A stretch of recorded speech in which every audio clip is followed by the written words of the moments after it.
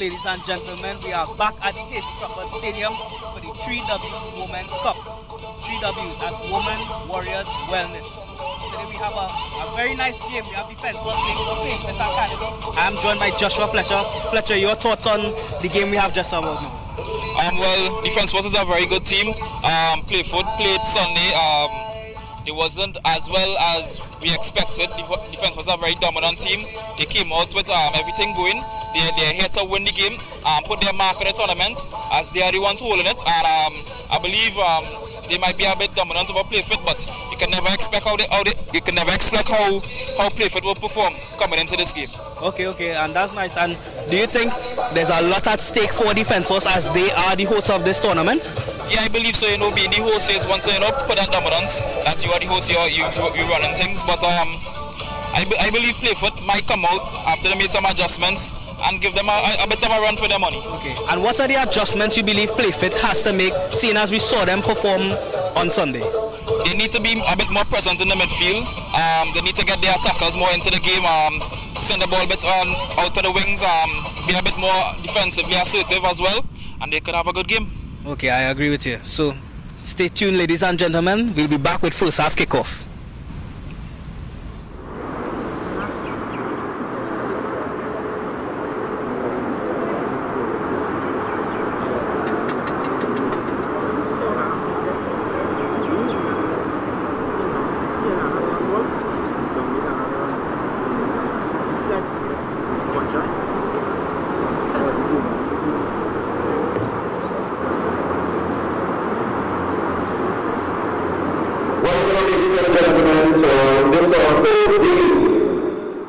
In the inaugural competition hosted by the Defence Force Women's Team, 3Ws football competition, Women, Warriors and Wellness, in collaboration with the Grenadian Football Association and the Trinidad and Tobago Football Association.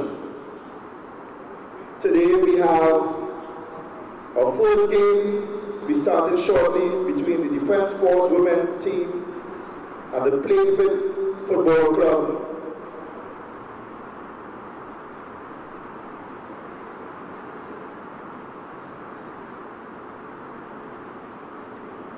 So we're going to go through Chanel Jerome, the captain, Tamia Sinclair, Chanel Jerome, the captain, Tamia Sinclair, number 2, number 3, Apia Asso, number 4, Tisha Belmore, number 5, Maya Davis, number 6, Victoria Ferrer,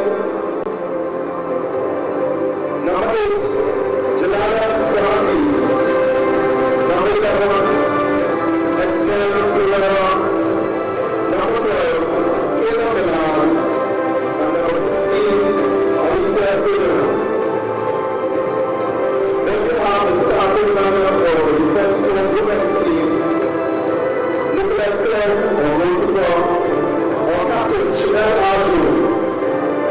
Shooting stop number 3, number 4, Tiana Williams.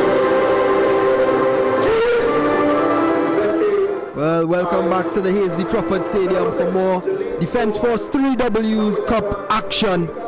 And of course, the host team is in action this evening, and is Defence Force as they take on Playfit Academy. Straight out of Point Fortin.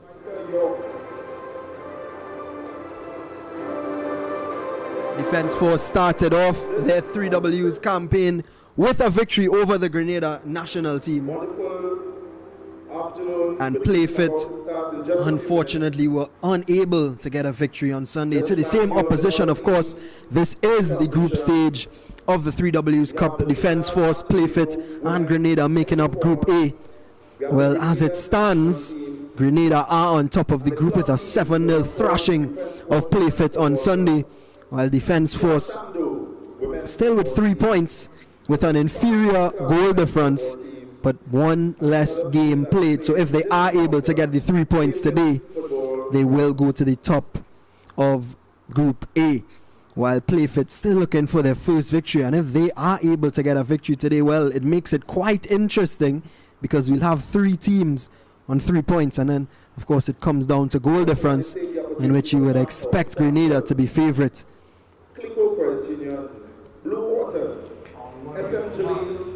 Of course, the 3Ws Cup, an initiative by the Defence Force to have some competition in women's football, and this is in conjunction with the Grenadian Football Association, hence the reason that they are a part of this tournament.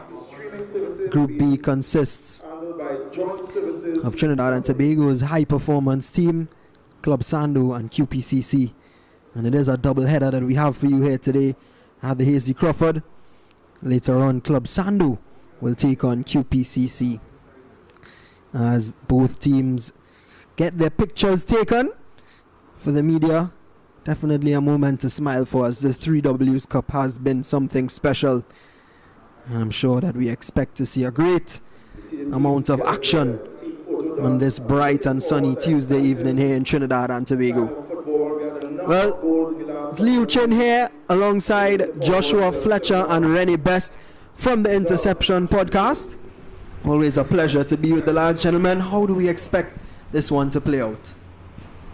I think this game will be a great game. I think Playfit have something a bit to prove as they lost their first match by a good goal difference. Defence Force, a dominant team.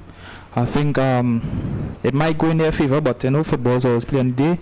So excited to see how the game plays out, man. You know, I have to agree with you there, Joshua. I think we can expect a lot from this game.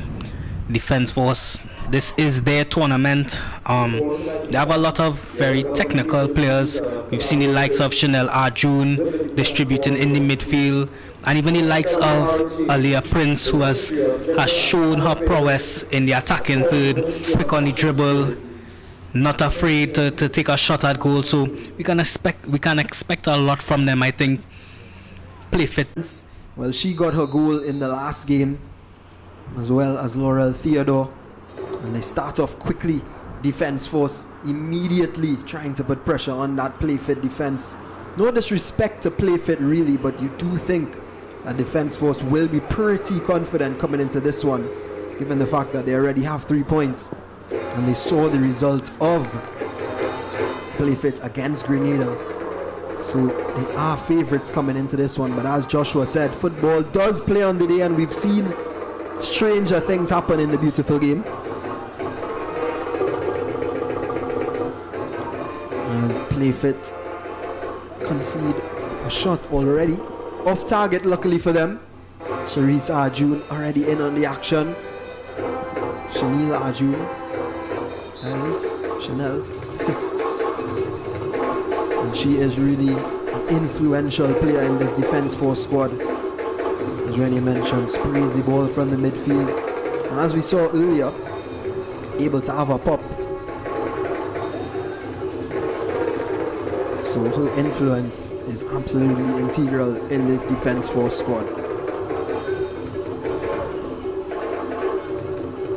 Of course, Rennie, in the first game, Aliyah Prince came in quite confident, saying that she had a rainbow flick for us. We haven't seen it yet. We did see a beautiful goal though. Maybe this game will be the game where she's able to show off some of her 5-star skills. Well, Leo, I agree with you. I think she's more than capable of putting on a masterclass, especially in the final third. She seems to be a very confident player. We've seen her ability even as she plays for the national team as well. We can expect a lot from Aliyah Prince today. The Defence Force just building their rhythm. Here's Arjun, wonderful skill from her already as she tries to slip in Prince. I think a hint of offside, yes. Flag does go up. Referee hasn't seen it yet though. And Playfits are able to clear. As we can see already, Arjun and Prince linking up. And Playfit are going to have to pay attention to that, because if they're able to get in behind, it could be problems. And here's Arjun trying to cook up something early on. It's a nice looking cross into the box, and not a convincing clearance at all, but eventually Playfits are able to get it away. But that's the danger, gentlemen, of Arjun.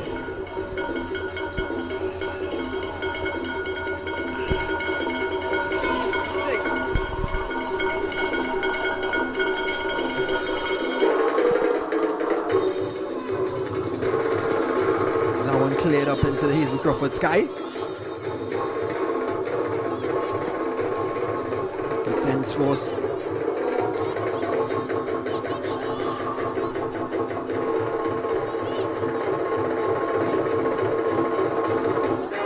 Still in possession. Playfit yet to create anything really. Defense force likewise, but they have looked the more intent team so far. But here is Playfit trying to play through. It's a decent looking ball, but I think Craig in post will easily wrap that one up. Of course, Defense Force did start off their campaign on Saturday, did get a rest on Sunday, so they should have fresh legs, or at least fresher legs than the Playfit ladies coming into this one. Here's Prince. Playfit just hanging on really at the beginning of this face. Had some good skill, but easily given away as Defense Force try to regroup and build once again. I want to ask you guys, of course, Playfit would come into this one, yes, confident, but they'll know that they probably might not have the level of quality that Defense Force have. And is it a case of really just sitting back and waiting on your opportunity, or if you're the coach of Playfit, do you tell your troops to go at Defense Force? I think it's important that Playfit become more relaxed. Just be a bit hasty. Need to be a bit more relaxed. Be a bit more confident, find their rhythm in the game and go at them. Because if they sit back, they can't concede. They need to go at them, put some pressure up on top, and just be a bit more confident in their play style, in their hold their formation, and they shall have a good game. You know, I agree with you there, Joshua. I think Playfit have to be a bit more assertive on the game. We all know that football, as much as it is a physical game, football is played mentally as well, and you need to be confident in yourself, in your teammates as well, in your coaching, in the things that you are taught. These are the important things that Playfit needs to hold on to in order to progress in this competition. Well, we could see already Defense Force on the front foot, that nicely swung in ball by Arjun, and they were able to get an effort on target through Tiana Williams, but not enough to put any sort of pressure.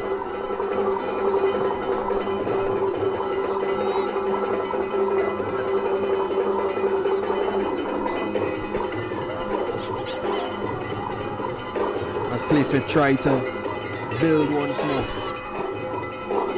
Ball played forward, but into the abyss of space right in front of Nicolette Craig.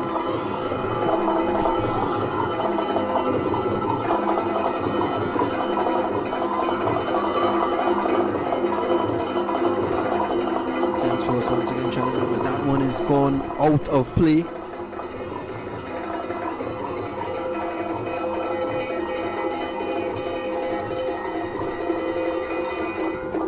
And Playfit once again just trying to build, but unable to create anything in that final third. And here's Prince, who does have a goal already in the tournament, and a great goal as well. The ball is nicked off. That's a nice ball played over the top. Playfit are in here. Oh, and I think she rushed the shot there. Nicolette Craig would have been happy to see her take it so early. She was indeed under some early pressure there. But good signs so far from Playfit. Yeah, they definitely seem a lot more confident today. They didn't appear this confident before, but this is the beauty of football, you know, everybody taking their chances. I think the attacker may be a little bit disappointed in herself because she could have done a lot better there, but hey, it's early in the game still. Absolutely. It was Chanel Jordan, who's the skipper of Playfit, getting that one in. And here's another opportunity. It's Maylard, and she's in on goal. Dinks it into her captain, who can actually finish. But Nicolette Craig, well, I'll tell you what, that's world-class goalkeeping from her. And she may have gotten injured in the process, but it was really brave and just a continuance of her form from Saturday. You can see the confidence, the difference in the team that played Sunday compared to today. Playfit have come out with a bit more confidence. Belief changes a lot, and getting some shots off. Well, injuries and physios have been a story of this tournament, and only 8 minutes into this one and we're already seeing physios running onto the field. Nicolette Craig, well, it's understandable that she got injured in that instance because she was very brave, rewarded for her efforts in keeping it at 0. And she seems to be okay. She's back on her feet, just a bit of precaution. And we'll definitely be glad to know that she can continue because she's been outstanding throughout the 3Ws Cup. And it does seem as if there is danger. The likes of skipper Chanel Jordan, she has some pace on her.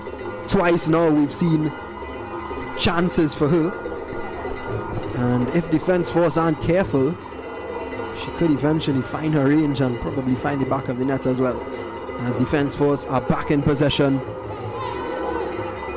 Tamika Isaac plays it into Arjun. The build-up play here from Defence Force. Murphy. Sobers. Jaylene Sobers, of course. Very, very good player. Came out of Bishops East in Trin City. One of the top players for Bishops East in the Intercall, the girls SSFL. Won some titles, so she is a winner, does have that winning mentality, as do a lot of these players in the Defence Force team. Here she is on the ball now, Jaylene Suber. She looks up and plays a lovely ball over the top, but it's offside. Tiana Williams just didn't time her run, but that's the danger of Jaylene Sobers. She has range and she can knock it past you in the tight spaces as well. Indeed, Lou, you're not a bad ball at all. Well, this is the third day of the 3Ws Cup and we've seen a lot of action. Gentlemen, just want to get a summary on how you have thought that this tournament has played out so far. I think it's been an exciting tournament. I think the initiative that the Defence Forces, even the purpose behind this entire tournament, it's so important and something that we should all be mindful of and really take pride in as a nation, as we try to even assist our Caribbean brothers and sisters. I think teams have tried their best. Well, I guess Arjun didn't want to hear your thoughts there, Rennie, because there was action in the penalty area, almost a penalty shout. And here she is once again with a good strike, but saved easily by Shamika Rolasso, who actually came on as a substitute in the game on Sunday. So I guess Coach Dennis Noel saw something special in her, and well, today she's the starting keeper. But I do have to agree with you though, Rennie. It is something definitely to be proud of as a nation. Sobers picks up the ball in the midfield once again. She's seen a lot of it early on. She looks up and plays a nice ball, but the angle was off, wasn't it? Playfit should be able to deal with this one. Well, I don't think that's what her team would have wanted, but safety first for Afia Alsop.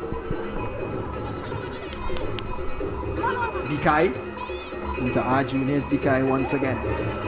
She's a skillful one. Can she get a good cross in here? There are options in the box, but the navy blue outnumbers the light blue, and eventually they lose out. It's a good interception and should be a foul, and is Jaylene Sobers committing the foul on the opposition, and that's Jamie Sandy.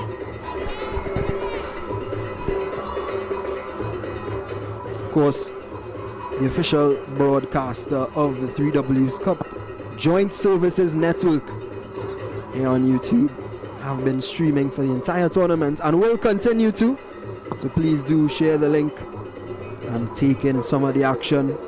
No Euros, no Copa America, so 3Ws Cup is where all the footballing action is at, as Nicolette Craig rolls it out. Defence Force trying to find their first goal.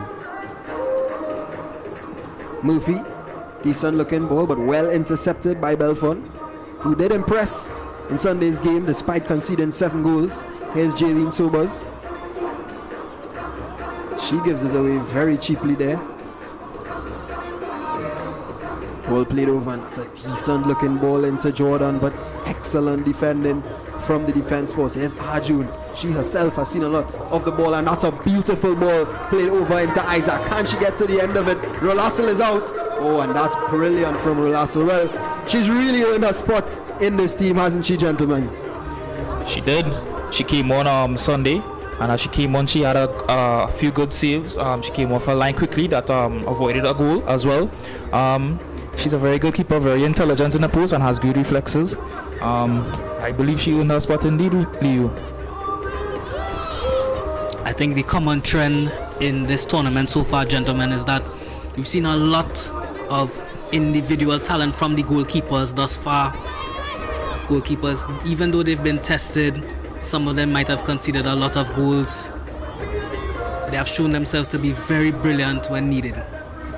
Well, Prince had her first look in on goal there. It was well blocked though by the play-fit defense, but she did score from a similar region on Saturday on the other end of the pitch though. So her eyes would have lit up when she saw that space, but she was quickly closed down by the play-fit defense. Here's Jaylene Sobers. She slips it into Arjun. That's a nice turn from Arjun in the midfield. Did get player of the match in their first encounter against Grenada as well, did Arjun. So she's definitely in top form and leading from the front. Sobers, a nice ball again, but again, it's good defending by Playfit. But Prince's determination has rewarded defense force. Here's action, 4 versus 4, but Belfon was the bigger 4. Devon will be pleased with her performance there, and she draws the foul, and Playfit have a free kick in their defensive third.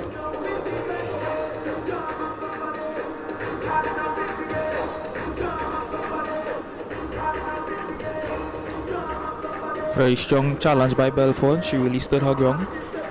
Great defending once again by Playfit. I think we have to admire the Playfit Football Academy thus far. I know it's still a bit early, but they didn't look this confident on and off the ball in their first game. I'm definitely pleased thus far by what I've seen.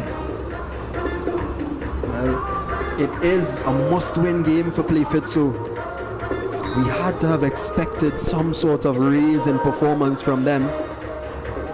But it really all comes to nothing if they're unable to get a result. So the equation is simple for them. It's just get the 3 points no matter how it looks. And they do have a free kick here in the 16th minute of the first half. With just over 15 minutes gone in this encounter. Ball is launched over, but should be cleared. Actually, it beats the defense, and it's into Jordan. What can she do here? She's dancing around, the ball plays it in, but it's well defended once again. Jaylene Sobers is there. Here's Williams. Looks up and plays a ball over the top. Prince is charging at Belfon. Belfon stands strong, and wow, that's some good strength, but defense was doing emergent possession. Problems to play fit. Arjun. Oh, I think that pass should have been better from Arjun, and it allowed the Playfit defense to just regroup, gain back possession. But Pikai with a loose ball into Arjun. That one rolls into Rolasso. Well, again, it looks like an injury here, and it seems to be Tisha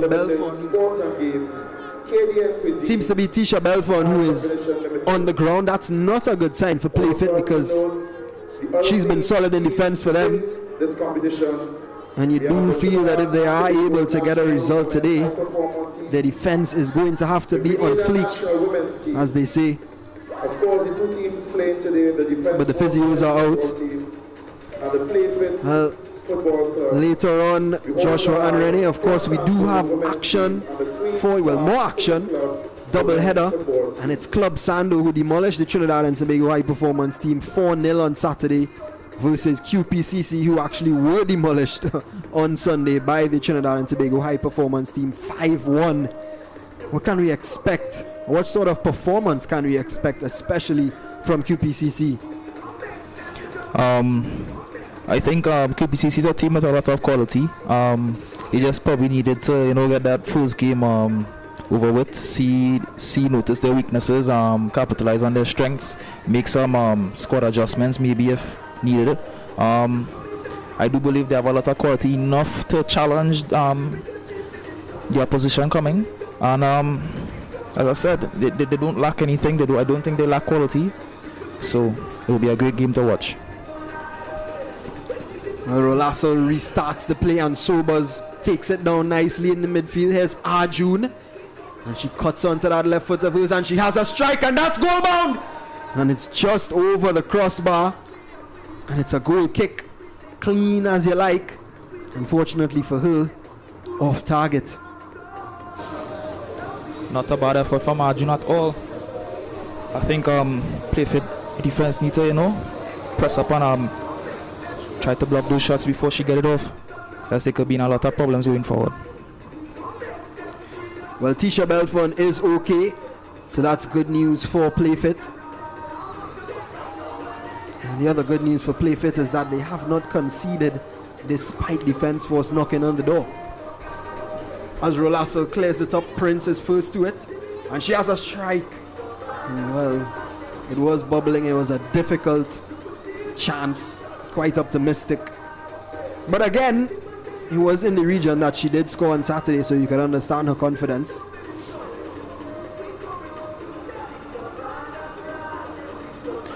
But I must say, Liu, this Playfit team have come out with a greater hunger today. They have a thirst to play football. They have a thirst to get at the end to score more goals. They are playing more organized. They're keeping their shape much better than Sunday. Definitely have seen an improvement in them. Here's Jordan, captain, leading from the front. Murphy with a brilliant interception, and she plays a ball but re-intercepted by Playfit, and that one is heaved up, and Sobers collects once again. Murphy, it's a good ball and a great turn there by Isaac. Can she have the strike here? Just didn't get the contact. Keeper left it, and Arjun was lurking, but once again Playfit dodge a bullet from the Defence Force, and it was great play out on the right hand side there from the Defence Force. A wonderful turn from Tamika Isaac, left the defender for dead, but the contact on the strike let her down. Here's Arjun intercepting again. Playfit really haven't done well on those goal kicks. Most of them have gone straight to blue jerseys. Here's Prince in behind. It's a beautiful ball from Arjun. She cuts into the right foot and has a strike. What a beautiful goal from Aaliyah Prince, and once again she's the first scorer for Defence Force. Great goal, I must say, indeed. But we must commend the assist from Arjun. Great ball.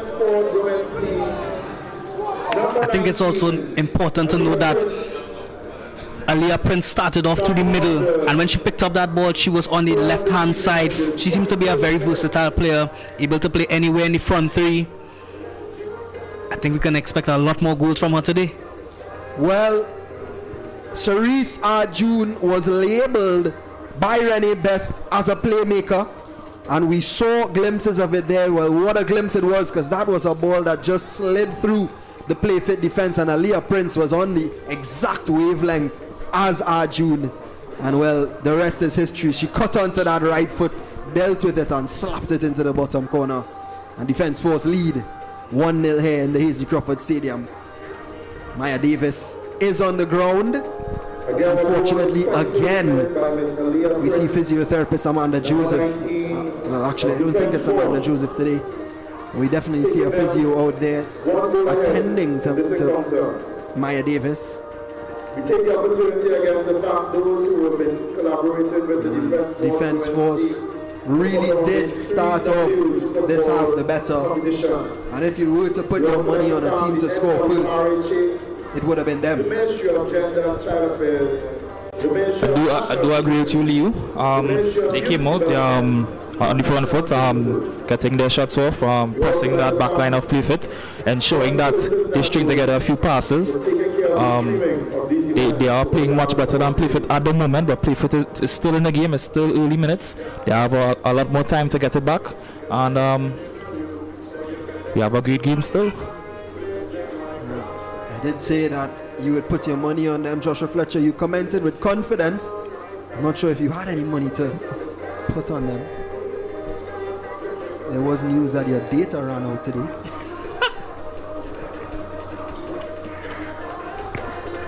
I don't appreciate how you expose me there, Leo. I am in agreement with you there. Defense Force have looked solid and play fit. Start off the second half with the second, well, restart the first half for us. Can they find a goal and get back into this one? Nice ball forward from Murphy, but once again, Belfon is there. It's a nice ball played out of the back. That one sliced into the midfield, but Arjun picks it up once again. How often have we seen that already for the afternoon? Murphy sobers, picks up the loose pieces. Here's Arjun. Really are confident and comfortable in possession. Our defense force, Bikai, Prince driving, beating the defender, slipping in a nice ball as well. I'm not sure if that's what she intended actually, because in slipping in the ball, she slipped as well. But it almost turned out to be a decent ball. Finally, Rolasson takes the ball into her grasp.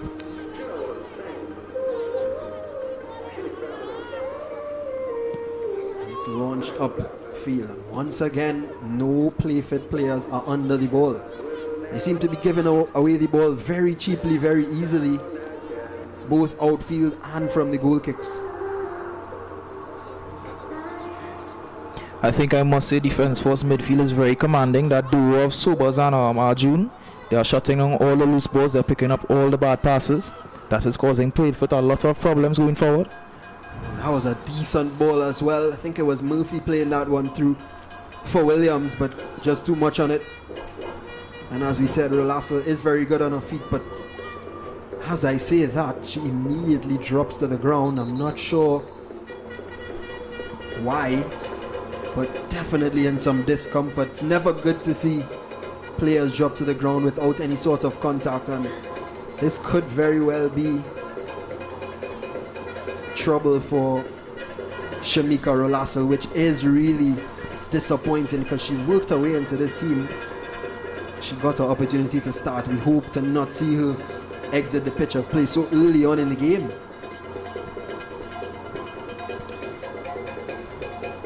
Well, gentlemen, it does seem as if Defense Force are going to dominate this one, but surely Playfit have to capitalize on their opportunities when they do come.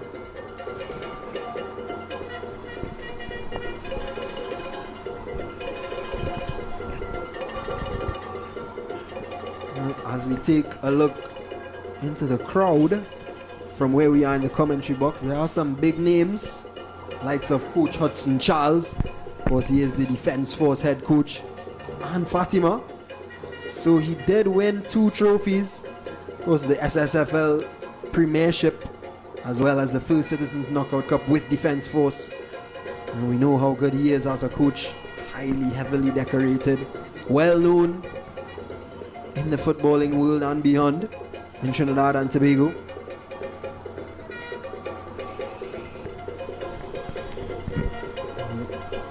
Rolasson is still being treated. I'm not seeing any signs of another goalkeeper warming up though. But she is back to her feet. She still doesn't really look 100%. Seems as if she's gonna battle on.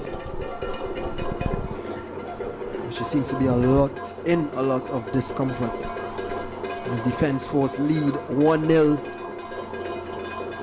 in the 27th minute. A goal, a strike, a beautiful finish from none other than Defense Force's Aliyah Prince, ably assisted by skipper Chanel Arjun, and play is finally back underway. And here's Murphy in the midfield into Williams, but that should be cut out by Sinclair. She's under pressure there, Sinclair. She doesn't want to concede a corner. Does concede a throw. And Defense Force immediately back in the play-fit attacking third. That's a good tackle there from Sinclair. And a corner kick for Defense Force.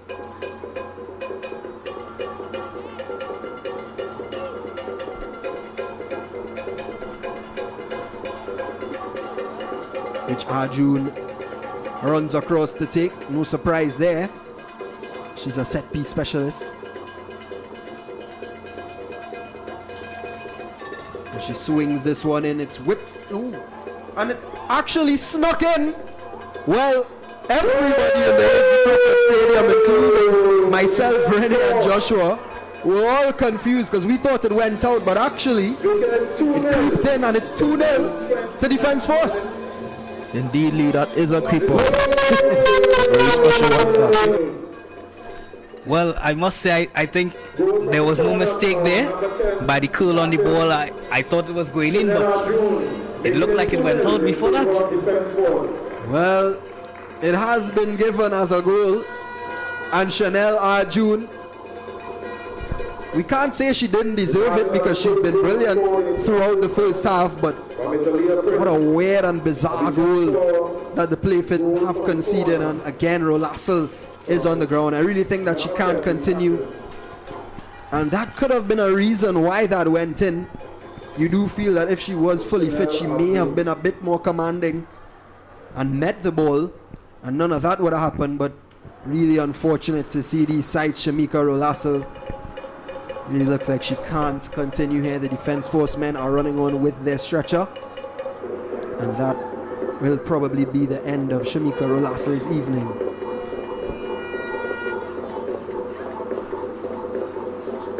We are now getting sights of Celine Logan, who did start on Sunday for Playfit.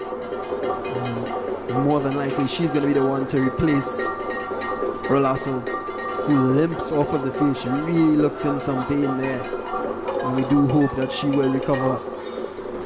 And if Playfit are to advance, she'll be back in action at some point in the 3Ws Cup. It's a very sad thing to see. She proved herself in the last game, coming on, making a couple saves, and worked her way even into the starting 11 today. But to see her go out so early, you have to wonder what is causing all these injuries to these women players as this tournament progresses. Yeah, definitely are question marks over that question, Rennie, because it really has been an emerging theme, or a constant theme rather, in the 3Ws Cup. And we never like to see injured players, but sometimes when players get injured and another comes on, they end up being heroes. So maybe this could be Celine Logan's moment to prove her worth once again. As we await the game to be restarted, Shamika Rolassel is still receiving treatment out behind the Playfit goal, and the Defence Force ladies are eager to restart as they are on a high momentum. Arjun with an assist and a goal. A bizarre one to say the least, but goal nevertheless. They all count. And Defence Force won't care how it looks as long as they look up on that scoreboard and they see 2-0. So we have a substitution taking place in the 31st minute for Playfit. Well, if the score does stay like this and Defence Force are able to get the victory, they do go, well, they are currently back on top of their group. They have passed back Grenada, and well, unfortunately for Playfit, they still sit third, and third is last in this group, meaning that they will not advance to the semi-finals if the scores stay like this. It will be Defence Force and Grenada who will advance. Defence Force finishing on top would play the second place in Group B, while Grenada will play first place in Group B. But Playfit are still in this one. There's a lot of time for them. Here's Williams for Defence Force though. She gives it away very cheaply. Sinclair. It's taken away once again, but luckily for Playfit, it's a throw-in for them.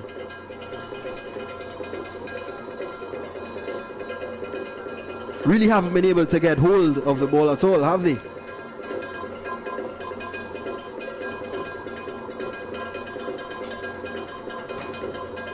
As Playfit throw it back in. But again, Defense Force get back possession. It's a real issue there for Playfit. That one heaved up. Sobers once again. That blue wall in the midfield. Nothing seems to pass her. And she plays a nice 1-2 there with Murphy. This is excellent play from Jaylene Sobers. And Williams is in space. There are options in the middle. But again, she doesn't get the contact she wants. Well, she didn't get the contact she wanted, but she did find the teammate that she wanted. Unfortunately, they didn't get the result that they wanted as it went behind for a goal kick. It was good persistence from Isaac.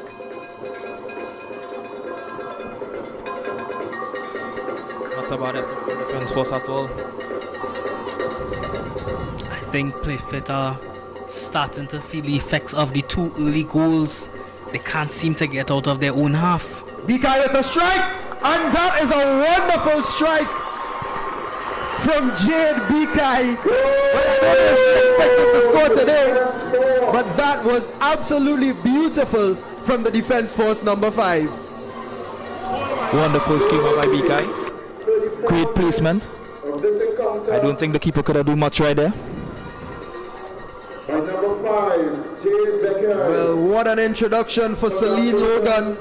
She just came on for the injured Shamika Rolassel, and she's been chipped by Jade Bikai. And Renee, if we take 3 steps or 3 days back to Saturday, and you look at Aaliyah Prince's first goal, it was almost a carbon copy.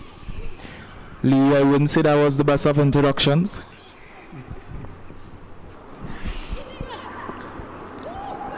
The Defense Force team is beaming with confidence now. I think players are now starting to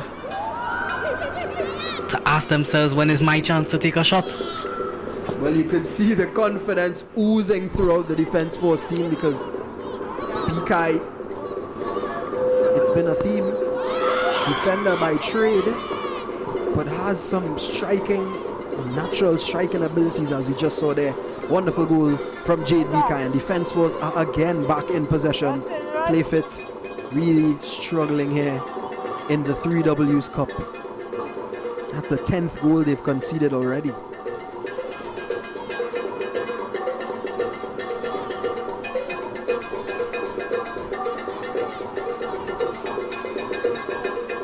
Well, the crowd is filling up here in the Hasely Crawford Stadium. People are rolling in. It's a weird time, really. 5 p.m. people did have work, so now getting time to come and take in some of the action here in the Hasely Crawford Stadium. Of course, free entry. So why wouldn't you come down and have a look? Here's Arjun. She intercepts it nicely. Prince. That's a lovely touch around the corner, and she still has possession. Aaliyah Prince. Oh, she's still dancing around in the box, but eventually she's closed down. Here's Murphy. Possession still with Defense Force. Bikai once again! And this time it sails over, but Jade Bikai, well, today just might be her day. You know, they say once you see one go in, you try for the next one. Jade Bikai, confidence is on a high right now. She might get the next one. Well, she definitely had the time and space.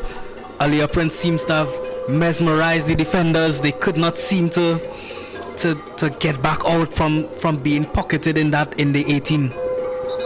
I think QPCC is only allowing the Defense Force to take shots. They need to close down those players. They're giving them too much time on the ball to make decisions, making it much easier for them to get shots off.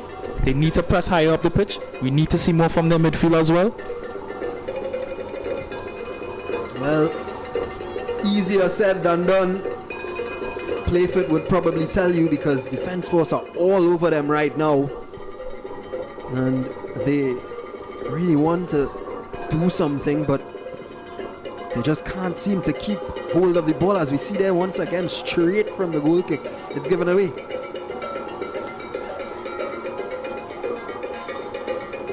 That one launched up, but again Sobers should easily clean that one up, and does. Ball played into Arjun. Ooh, good one-touch football here from Defense Force. Slipped in by Murphy. And here's Isaac. She rounds the keeper. Celine Logan this time does her job. And it was brilliant goalkeeping from her. I think she did get a piece of Isaac, but definitely made contact with the ball first.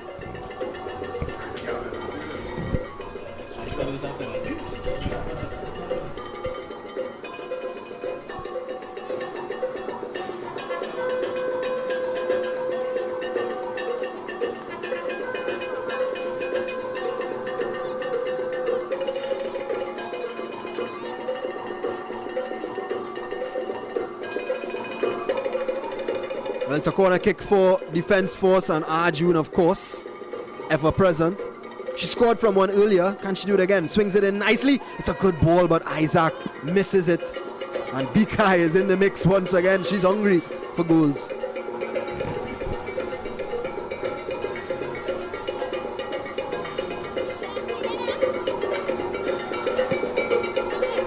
Bikai is in possession once again. It's good skill from her. Loses out to Maylard, who is dangerous when she's on the ball and direct. Can she drive at the Defence Force defense? Bikai gets back, but Maylard is still in possession. Has to be a foul. Yeah, it is. And that's good. That's excellent there from Maylard, and that's what Playfit need. Some sort of bright spark. And it seems as if Kayla Maylard is that spark. And you have an opportunity here to get a ball into the box and put some pressure on the Defence Force defense. Strong and aggressive run from Maylard. I think that's what we need to see a bit more from Playfit going forward. They need to be more aggressive going forward. Well, she seems to be in some discomfort, Maylard. It was a harsh tackle from the defender, but she's back onto her feet. Well, if you take a look, there are 2 navy blue shirts in that box. So the hunger seems to be lacking from Playfit. They're now making their way forward. Can Chanel Jordan swing in a good ball here? She is quality, and she has to produce some quality here to keep her team in the competition.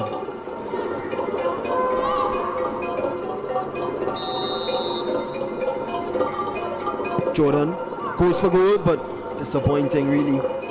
Always rising over the crossbar. Nicolette Craig was unfazed by that one. But better from Playfit.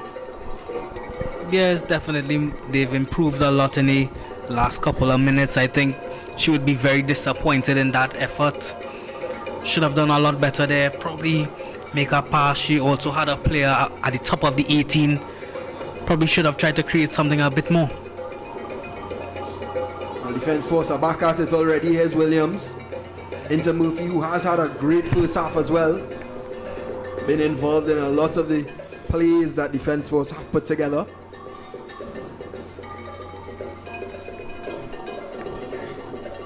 Shamika York out on that right back for Defence Force. Bit of miscommunication, but York does well to block the line, as we say.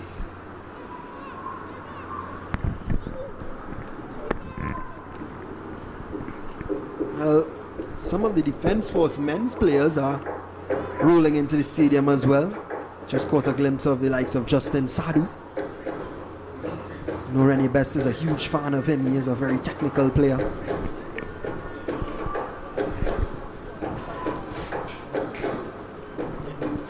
Yes, I have to agree with you there. I think Justin Sadu is one of those very underrated players in my opinion. Very good close control, does well to dictate a midfield, even from his secondary school days. Well, similar to the likes of Sharice Arjun in this Defence Force midfield. Here's Isaac. She's offside. Pardon me, Chanel Arjun.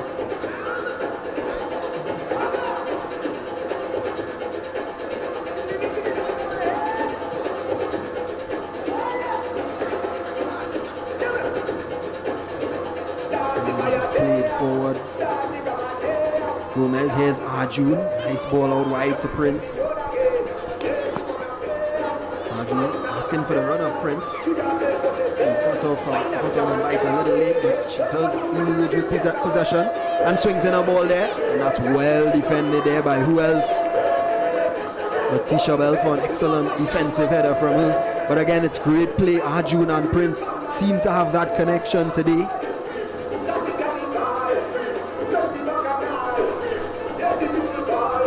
It's going to be Jaylene Sobers who's going to come across to take this corner for the Defence Force in the 43rd minute, the first half.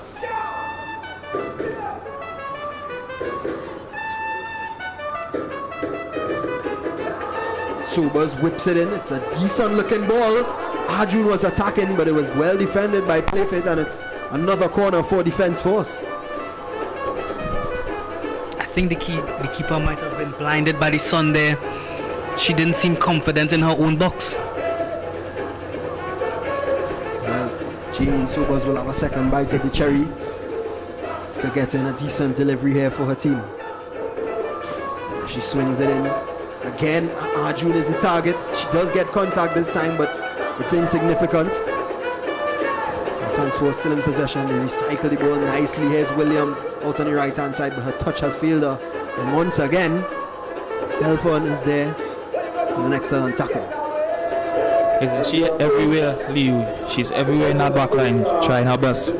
Must say, great individual showing from Tisha Belfort today. Definitely have to agree with you there, Joshua. She's been really solid at the back as that ball is swung in once again, and who else again but Belfont to clear it away. Here's Jaylene Sobers deep in the midfield for Defence Force. She gives it away, and Playfit try to cook something, but it's just too slow, really, allowing Defence Force to regroup. That one swung across into Milad, who's unable to control his Gomez. And Pikai. We'd like to remind you all again, she'll be beaming with confidence, wouldn't she, after that beautiful goal that she just scored. Here's Prince. The ball gets to her somehow, and she looks up, and that's lovely. It's a wonderful run from Isaac. The flag is actually up. I don't know. I think she timed her run to perfection. I thought she did at least, but the official saw different. Tell you what, if that was a goal, that would have been beautiful from the Defence Force. I think that might have been a mistake from the linesman there. I think she was perfect in timing her run. I think they've been robbed an opportunity. Well, luckily for them, they do have a 3-goal cushion, so it wouldn't hurt them as much as it did if it was 0-0. And we have hit the 45-minute mark, so we are into added on time of the first half. As Murphy controls it lovely in the midfield, she turns away, but and Jordan held her run, but Gomez was in good position as Pikai plays a ball into Prince, but it's well defended by Playfit. Alsop in that right back position for them, the team from Point Fortin.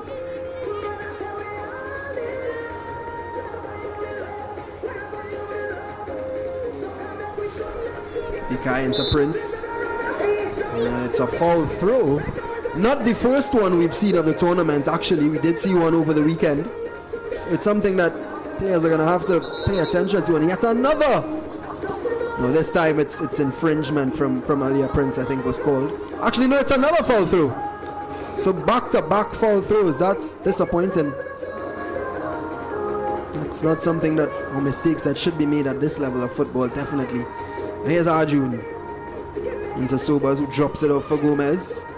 Deals with it nicely, but gives away the ball, and Sobers is there to clean up once again, as she has been doing all 45 minutes. Pikai, Prince, receives the ball with such composure, and that's a lovely turn from Arjun, who spreads it.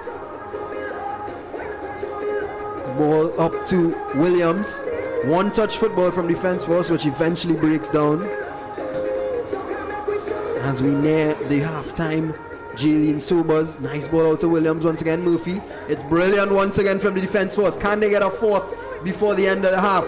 Turn, Isaac is in! And and she doesn't get a contact. Craig didn't hold on to it. Danger still there, but should be cleared by Alsop, and well, she just passes it out. And Celine Logan, sorry, there with the save for Playfit. Here's Sobers into Arjun. She whips it in. Belfon clears once again, and Davis, well, it was a skewed clearance from her, but she got the job done in the end. And Playfit on a counter-attack. Well defended once again from Defence Force. Arjun wins it in the midfield. She has runners, and she plays it through to Prince. Can she find another goal? Wow. Well, wow is the only thing that you could say for Aaliyah Prince, because she's a brilliant player, and her skipper is an even brillianter one in that move as she set up Aaliyah Prince. And glory to Defence Force. Again, the patience from Arjun to put that perfect ball for Aaliyah Prince. Very creative midfielder, very forward-thinking player. It's only the first half and Aaliyah Prince is already on a hat trick. Well, I was by no means disrespecting Aaliyah Prince at all. I just thought that that pass from Arjun was world class. And the finish, the touch, the composure from Aaliyah Prince, second to none. Very unselfish by Arjun. She had time. She could have even gone for it for herself. Well, 4-0 is what the score reads at the half. Defence Force lead Playfit Academy, Football Academy, Aaliyah Prince and Chanel Arjun. My bad, I do know somebody named Sharice Arjun, hence the reason the name keeps slipping me, but they have been brilliant in this first half, and they have really been the bright sparks in this Defence Force team, along with a great team performance all round from them. Playfit have a lot of work to do, find themselves in a similar position that they did on Sunday, but at the end of the half, it is Defence Force 4, Playfit Football Academy 0. The Grenadian national women's team, of course, Defence Force women's team, Sando women's team, the Queen's Park Pen Club women's football team, and the Playfit Football Club.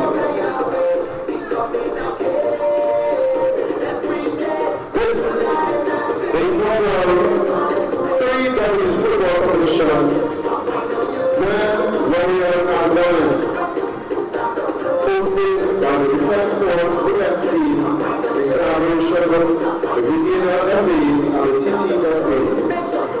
Looking forward for a wonderful second half.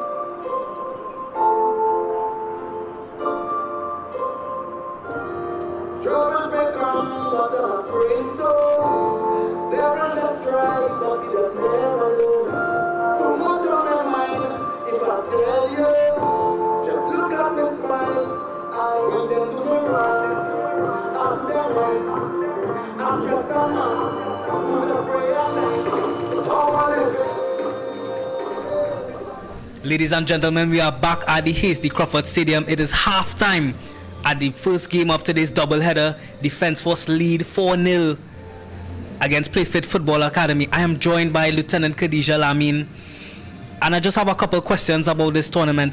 How did this come about, this 3Ws tournament?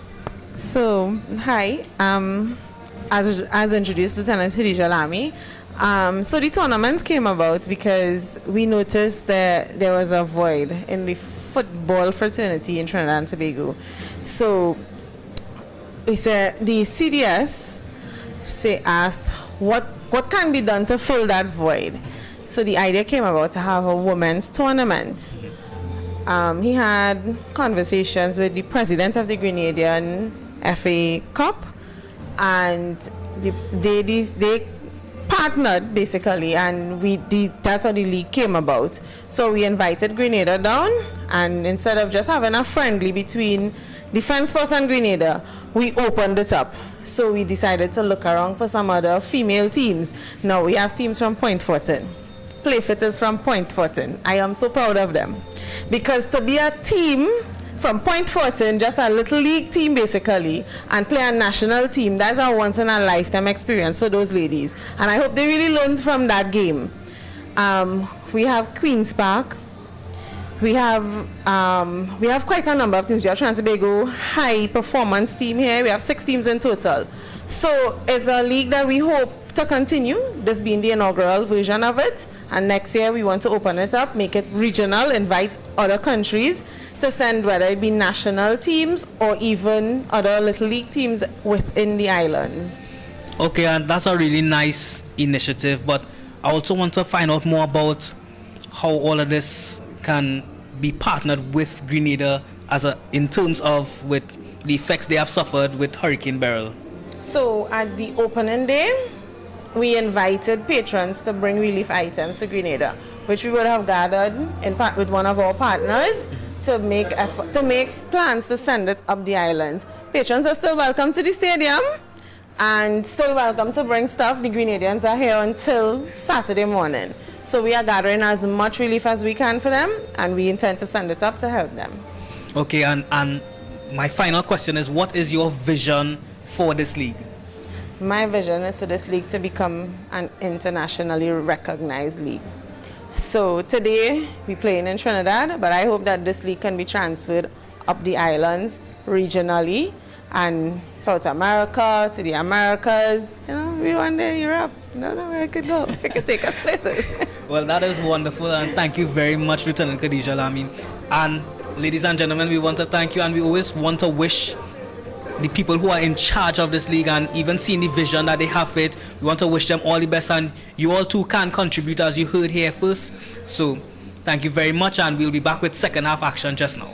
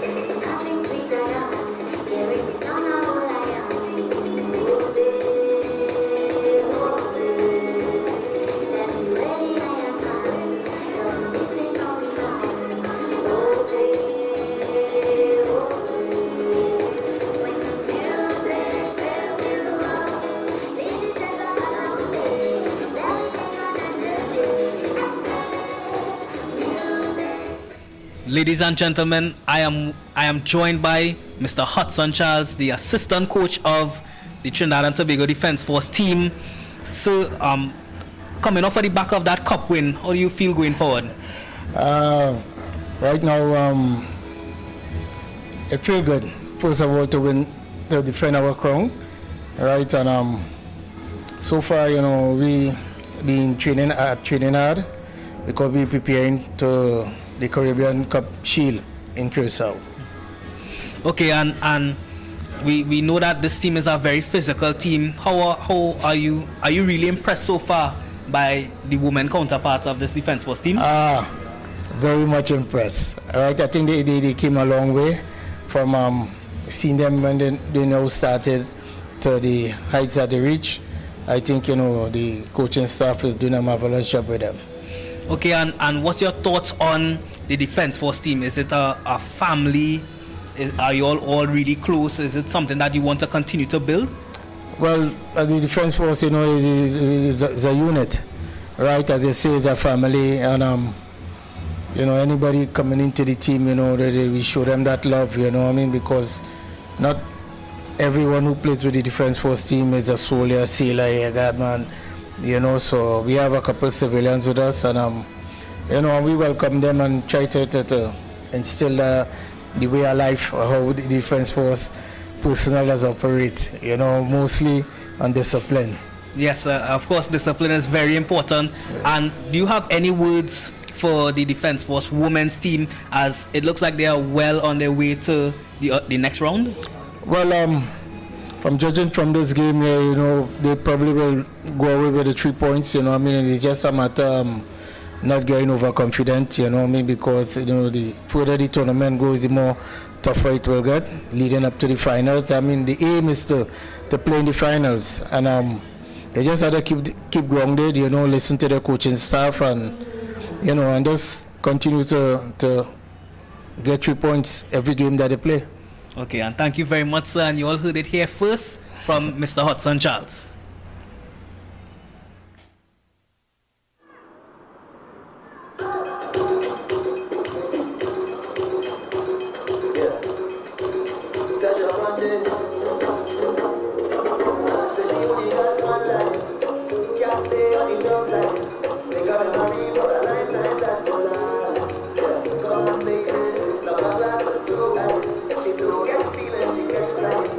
She coming back to the sunshine paradise.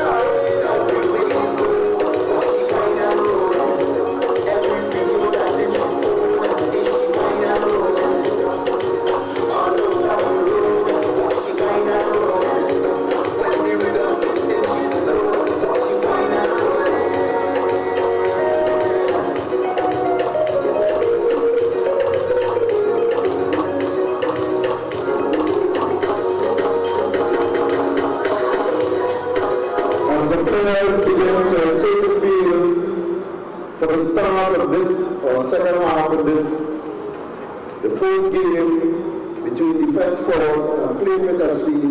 Remind you of the score: 4 goals for Defense Force women's football team and the Playfit Football Club 0. Goals in the 21st minute by Aliyah Prince, 29th minute by the captain, Ms. Arjun. Well, the players are coming back out here. Here's the Crawford Stadium on the green carpet. And it's Defense Force who seem to be the more eager. Their 11 are raring and ready to go as they lead 4-0 in this encounter against Playfit Football Academy of Point Fortin. Well, they seem to be running back off. I'm not sure exactly what's going on. But I think they're going to warm up, actually, as they come back onto the pitch, yes. And, well, that just reflects the discipline of the Defense Force, as Coach Hudson Charles spoke about in that halftime interview with Rene Best. Well, you could see it in the men's team, in the Pro League, the discipline that the Defense Force have. And we're also seeing it here amongst the women, the ladies. They do play really disciplined. They do move as a unit, as a family, as put by Coach Hudson Charles. And it seems to radiate through the entire Defense Force unit. So it really is an inspiration to see both the women and men's team of the Defense Force displaying this high level of footballing discipline and quality as well, as they have dominated pitches in Trinidad and Tobago throughout, as the Playfit players are finally making their way back onto the pitch. Just to remind you, Playfit did have to force an injury. Their keeper Shamika Rolassel picked up some sort of injury. We're still not sure exactly, or still awaiting word of exactly what the injury was, but Celine Logan has replaced her, and they've both conceded 2 goals, have both keepers in the first half. Well, Liu Chin here in the commentary, and I'm joined by Joshua Fletcher. Rene Best will be with us shortly as well.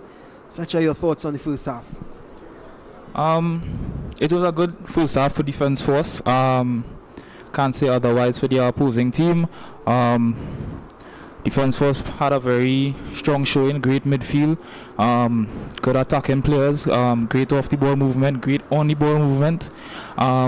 Just a bit of an honorable mention, Defense Force centre defensive midfielder, Sobers, has been playing a great game, commanding that midfield, picking up all those loose passes. I think she hasn't been the goal scorer or providing the most creative passes, but she has been doing the dirty work, and she's been doing a very good job at that.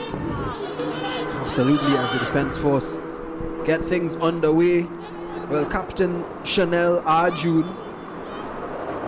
has had a brilliant first half, a goal and 2 assists, and she was very confident coming into this one, as she spoke in an interview. Was determined to come out and get the 3 points, and well, her performance thus far definitely shows that she's backing up her chat. She's been brilliant for Defense Force this evening already, and of course 2 goals from the electric Aliyah Prince.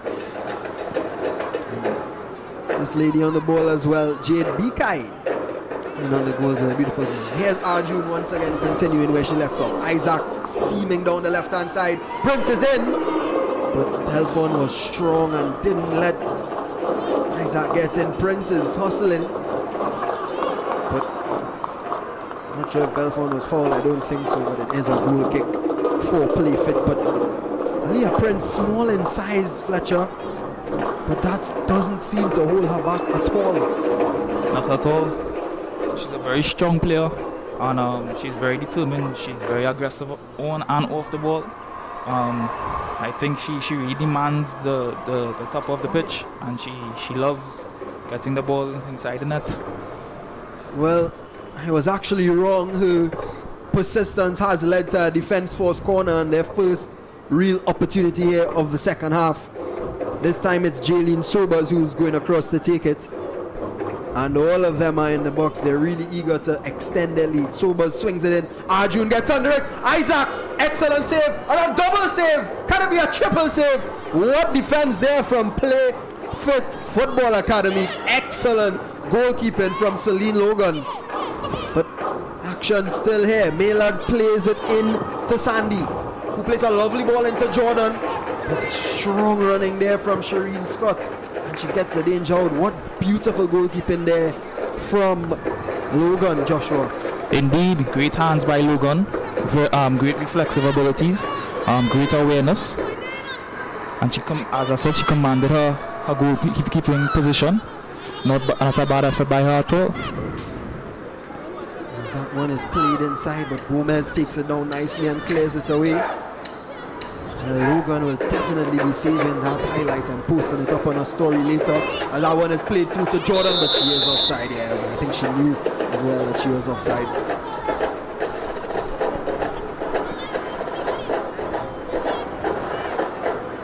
And defense force can now regroup. Nicolette Craig is telling her troops to go forth. Of course, we've also been joined in the Hazy Crawford Stadium, the crowd, by John Paul Rochford, AC Port of Spain title winner this season. Did make the finals as well of the first Citizens Cup, the AC Port of Spain, but we're second best resolute defense force. As that one is played forth. Once again, ball into the play fit midfield. Sandy. Lovely ball through. Can she get on the end of it? I think Craig is well comfortable in receiving that one. And he's throws it out nicely to Bikai, who's looking for another goal. Here she is. She plays in a good ball there to Prince, but Prince is not in position to receive it. Sobers is beaten. Murphy emerges with the ball. That's a good looking ball there from Murphy, into Prince. And they're rewarded with a corner. Maya Davis had to slice that one behind, and defense force, just as they were in the first, absolutely dominant in the second half.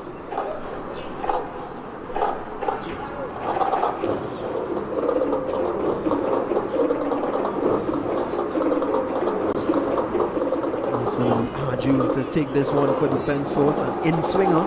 It should be with that left foot of hers, and she swings it in. It's a decent looking ball as well, but it's cleared away. Or is it? It's still not bouncing around in the play fit defensive area. Prince has a strike, and Williams tried to get on the end of it, but actually she was offside. And it's a goal kick for Play Fit Football Academy. Hailing all the way from Point Fortin, deep south in Trinidad and Tobago, our Play Fit Academy. So really is a pleasure to have them in the tournament.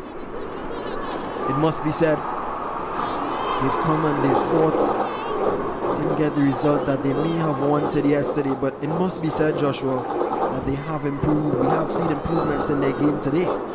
Indeed, they are keeping their shape very well. One thing to note, I think they need to work on, they need to get those loose balls in their box out. They can be punished. We have seen that a few times in the first half, and we just saw it again in the second half. That was a good ball there. Williams was in a good area, but nothing came of it. Arjun with some beautiful skill, and Sobers plays it out wide into, lovely skill there. And can she get it in? Oh, it's cleared away by Maya Davis. Isaac, that was on the left hand side, doing some brilliant work. Indeed, great defensive awareness by Maya Davis.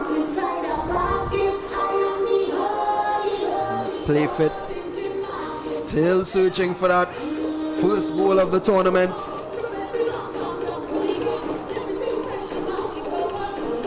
Here's Jaylene Sobers. Hasn't gotten on the score sheet, but she's definitely done her job today. Winning back possession in the midfield for defense force. And that one is played forward by Prince. Arjun battling. Can't get possession. Here's Maillard. Did have a good run in the first half, which led to a free kick, but other than that, we really haven't seen much from her. Tamia Sinclair. Driving forward, it's good play here from Playfit. That's nice ball there from Jordan. And Sinclair continued her run. Well, she didn't get the contact she wanted. She was actually offside, but much more positive play from Playfit Football Academy. That was actually great by Playfit, stringing together a few passes.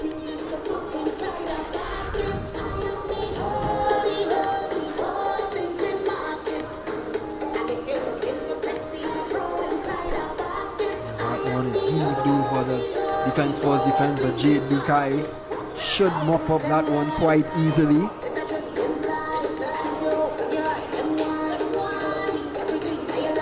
Here's Scott, rolls it into Murphy, good control from her. York,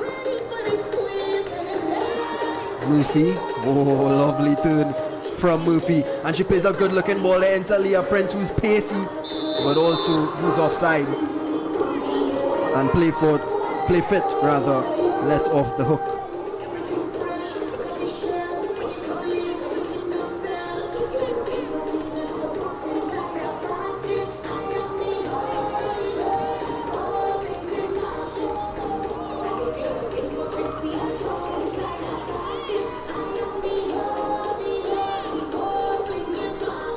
Tamia Sinclair is standing over this one. Did have a good chance a few moments ago. Unfortunately for her, unable to convert. Here's Williams, who plays it into the traffic. Not sure if that was the best decision. Arjun is turning. She's really putting on a show. Seems as if she's gunning for that Player of the Match award once again. Williams, decent ball. And well, Celine Logan was slow off her line, but luckily for her, there was no pressure from the defense force attackers.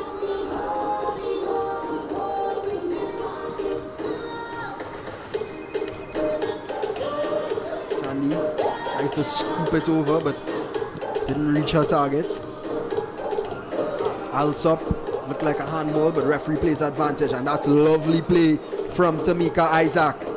And she cuts inside once again. Isaac has been brilliant all evening, and so has Aaliyah Prince. But it's blocked, and she gets a second chance. Rolls it outside to Williams. Danger here for Playfit. But in the end, it's a bit disappointing from Williams. But initially, brilliant play from Tamika Isaac. I think it was a well-executed build-up play by the defense force. Just a better effort on the shot. Other than that, brilliant. The players did really well there. I think they might have just, all the players might have just been in two minds whether to pass or to shoot. But I do think they will get another opportunity very soon. Murphy into Prince. She's in dangerous space while she's driving. Look at the pace from Aaliyah Prince. Oh, and it's paid off for her. That one rolls through the legs of Celine Logan. And if I'm not mistaken, that's a hat trick for Aaliyah Prince. Well, it was coming, wasn't it? She's been brilliant all afternoon.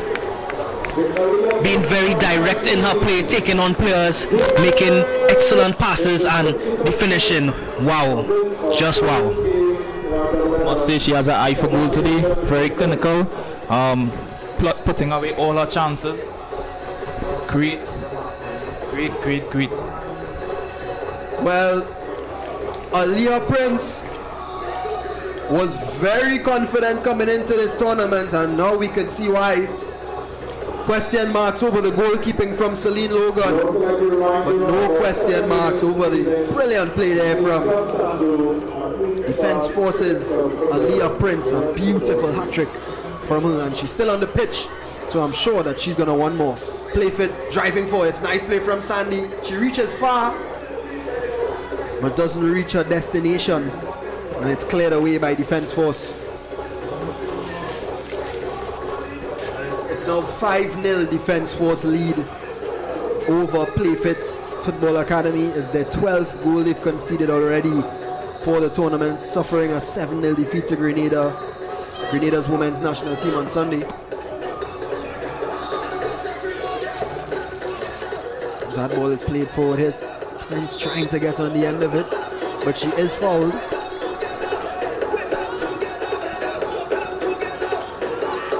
Murphy into Williams. Again, everybody wants to get the ball into Aaliyah Prince. What kind of form she's in. you could understand why.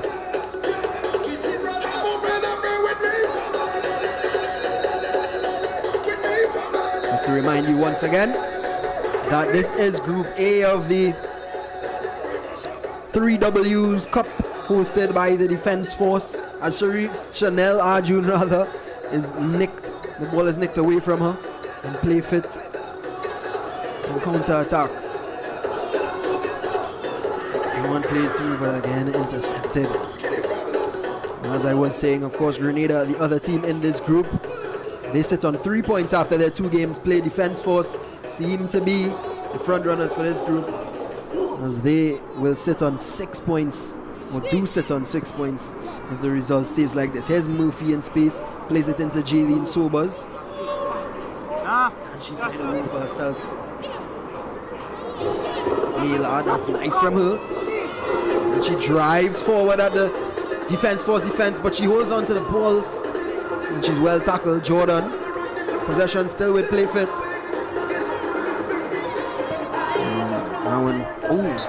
That actually came off the head there of Shamika York. She was already on the ground, and then the cleared ball hit her on her head. I'm not sure if that made things worse, but 3 players are actually on the ground. York seems to be the worst off. I think Playfit Football Academy seem to be their own kryptonite today. Picking up the ball in such an important area. The attacker tried to drive forward, but her teammate on the right hand side seemed to be a bit tired. She was walking, didn't make herself available for the pass, and I think that might have been the best option. Playfit really haven't been able to keep any possession. They have had some glimpses in the second half, but nothing really to bother the Defense Force at all. I think we can clearly see the different levels of fitness as well as quality here, as the Defense Force are very fit, and they don't mind keep going for a couple more minutes, as Playfit is just, you can see fatigue is starting to set in, and they are very out of it right now. The injured players seem to have recovered. Maylard is by the touchline, and they're back to their feet. Shamika York is just awaiting to get confirmation for the referee that she can come back onto the pitch, go back onto the pitch. Sobers is tackled well, and she plays a good ball out wide to Bika, who has a lot of work to do there, and that was almost impossible, as Defense Force do seem to be readying some substitutions who should be coming on anytime soon.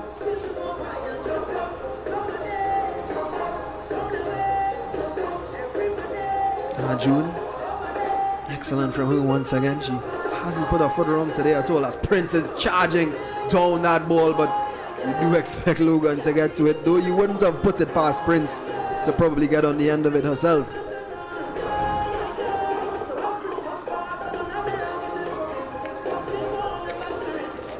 Here's Arjun into Sobers. She's fouled. Ooh, she fell to the ground very hard there. It's a free kick for Defense Force.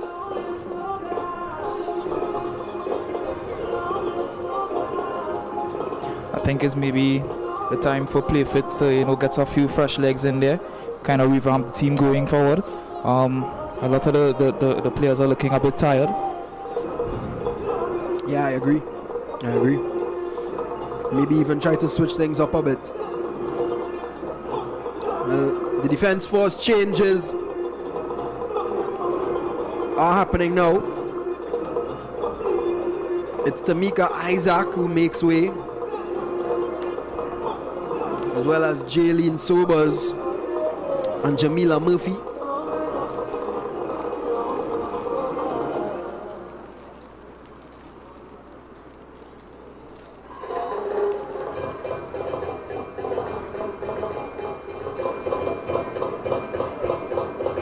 Players who have entered the fray: Chantel Batiste, Shania Lewis as well.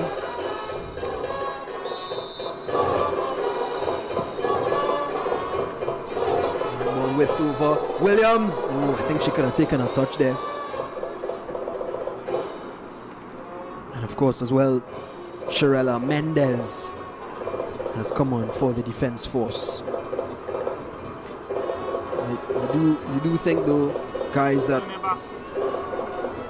those have to be changes just to protect the defense force players, keep them fresh, as they know that they'll be advancing into the semi-finals. I think those are those type of changes. Coach knows that he has a couple more games going forward in this tournament. He'll try to save some of the legs of the players, especially the important ones. I think he knows that fatigue might start setting in his team in a bit, so he's just trying to conserve some of his players. I wish the same could be said about the Play Fit Football Academy players. They seem to be very tired, and I think even at this point they may well be out of this tournament. But maybe it's time to give some players a little run out, some opportunity to get some match experience, as this entire tournament for them has been an experience to remember. And in all, it's about learning. Arjun had a pop, but it was way too high and didn't disrupt Celine Logan whatsoever, as she watched it sail over the crossbar. But just to highlight her once again, lads, Chanel Arjun has been 10 out of 10 this evening. A very brilliant player, keen eye for a pass, seems to do well under pressure as well. Well, this is a crazy one. Oh, and it's a slide, and the substitute has scored. Wow, and you can see how much it means to her. Wonderful finish there from Sharella Mendez. Well, somehow the ball broke into the Play Fit defense. Celine Logan came out and made a decent save, but unfortunately for her and her team, it was right into the path of the hungry Sharella Mendez, and she buried it with no remorse. That's unfortunate for Logan, as I sure she would have liked to hold on to that ball coming out. Great awareness by the defense force to capitalize on that opportunity. The play has resumed, but Shamika York just dropped ever so dramatically to the ground. She looks to be in a lot of pain. It looks like cramp. But the physios have reached across speedily, and we hope that they can deal with the situation.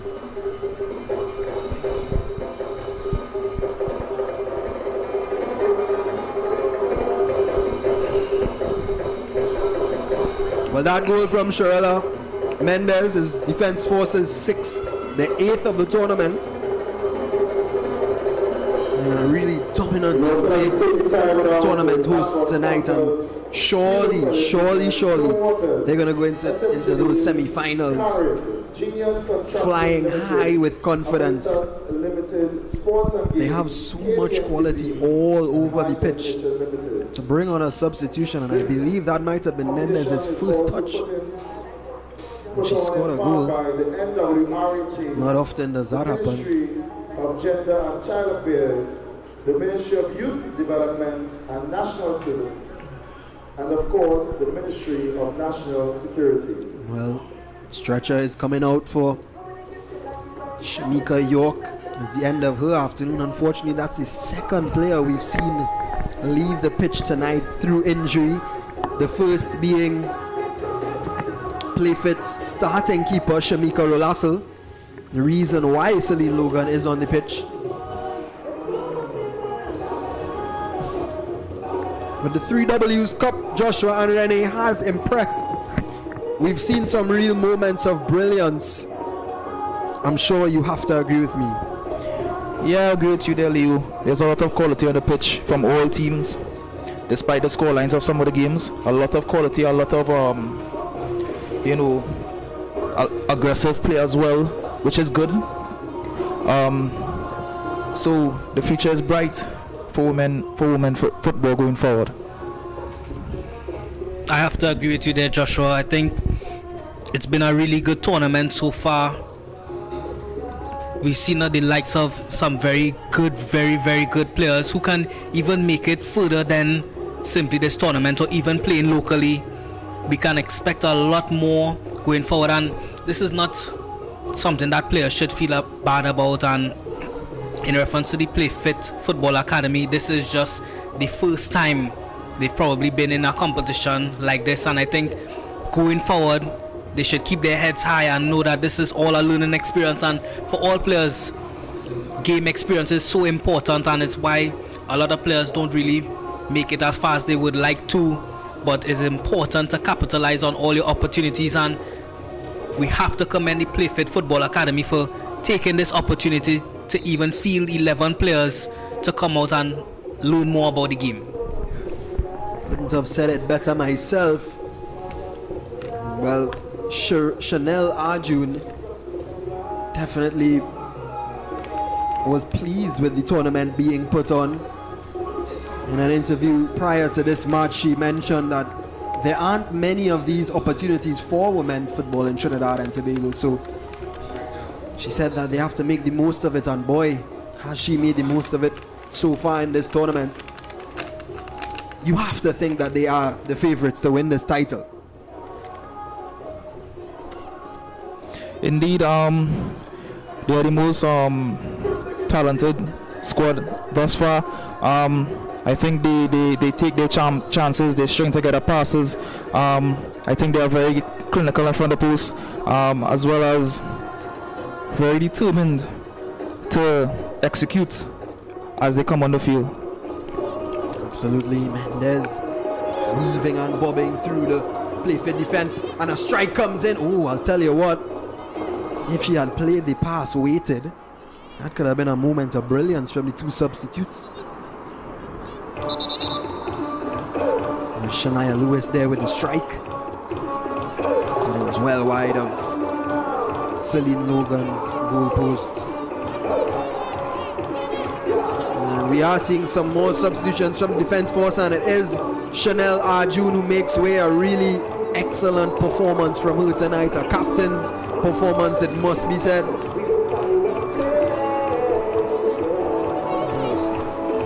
Other substitutes came on there. We'll have those names for you in a minute. Asha James now enters into the battlefield, as well as Tanika Dan slotting into that right back position. And a goal scorer from Defence Force's first game, Laura Lee. So her shooting boots are in form, and immediately the subs are in action. It's a good ball into Mendez, back heels it. So that does see the likes of Chanel Arjun, Tiana Williams, and I believe Leah Prince making way for their teammates. And I guess in a sense that's good news for Play Fit, as some of the danger players have come off, so maybe an opportunity for them to take the game to the defense force.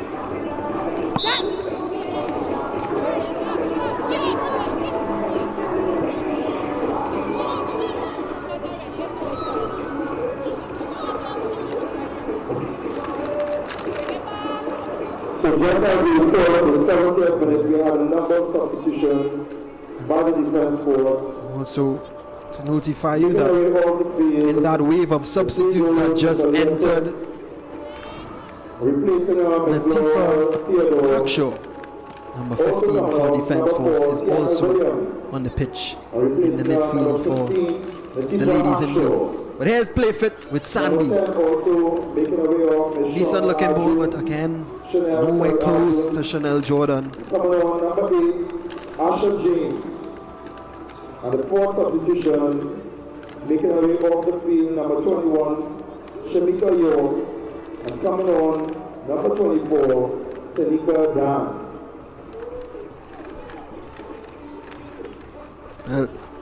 Into the 72nd minute of normal time. Defence Force leading 6-0, a hat-trick from none other than Aaliyah Prince. Goals from Chanel Arjun, a screamer from Jade Bikai, and a substitute goal from Sherelle Mendez not too long ago. And that's the reason it's 6-0. As they go again, ball played forward. Laurel Theodore is running onto it. Laurel Theodore, but she can't get on the end of that one.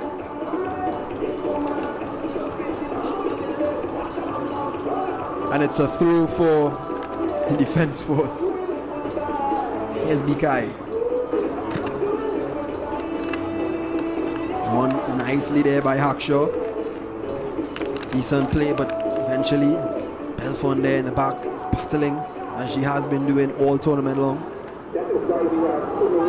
Lewis into James. Can she have a strike? Lovely skill by Asha James. Shot is deflected. Good save, Celine Logan. Great feat by Asha James, creating that space for herself to get the shot off.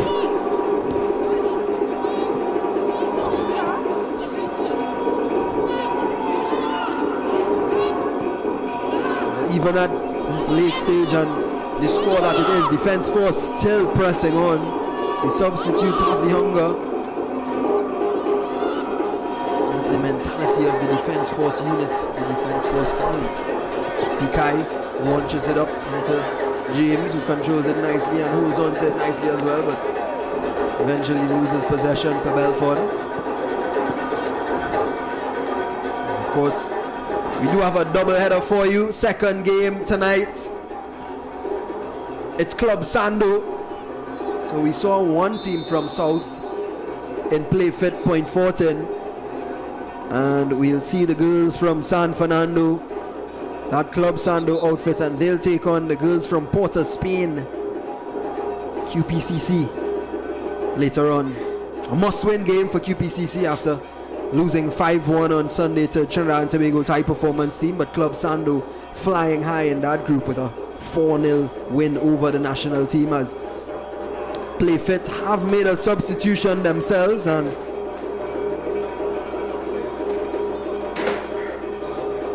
they have reshuffled and brought in fresh legs. And I think it is Shadasa Baru who has come on there. Yes, it is Shadasa Baru who has joined us.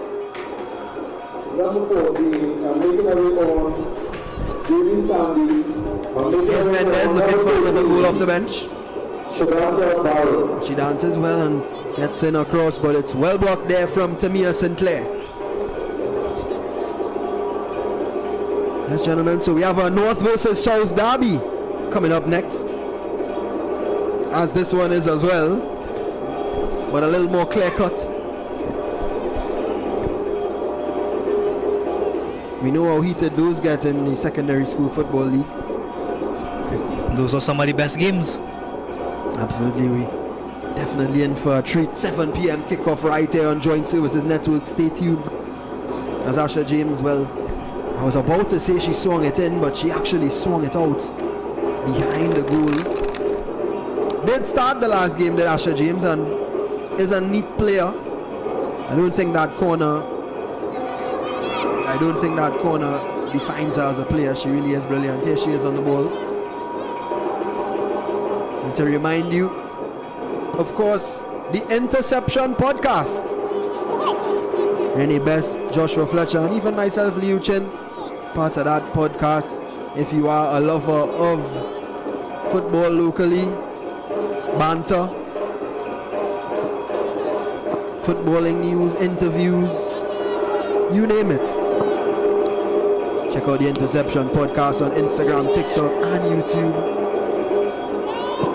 And enjoy. Asha James! Well, What a screamer! I told you that corner was definitely the definition of the player, and I don't want to hold back Joshua Fletcher's reactions, so go right ahead, my friend.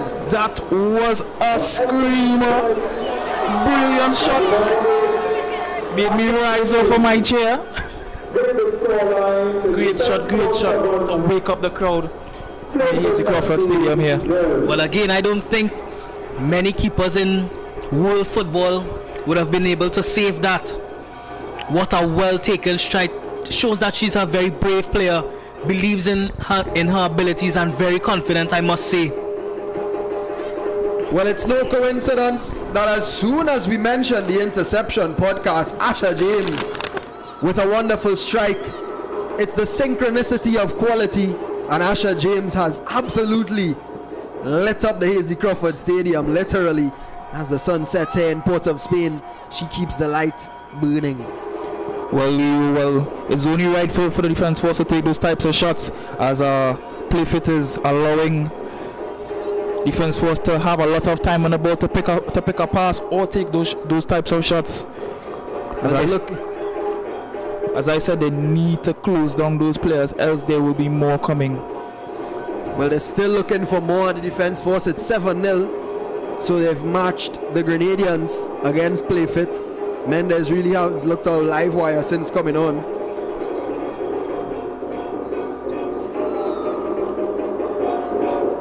Here she is again, James. Whips in a nice ball into Mendes. Can she keep it in? No, she can't. Well, gentlemen, I think there have been a lot of good goals this tournament. But if I have to pick my goal of the tournament, I know we saw a free kick being scored, but I have to say the purity of that strike has it on top for me.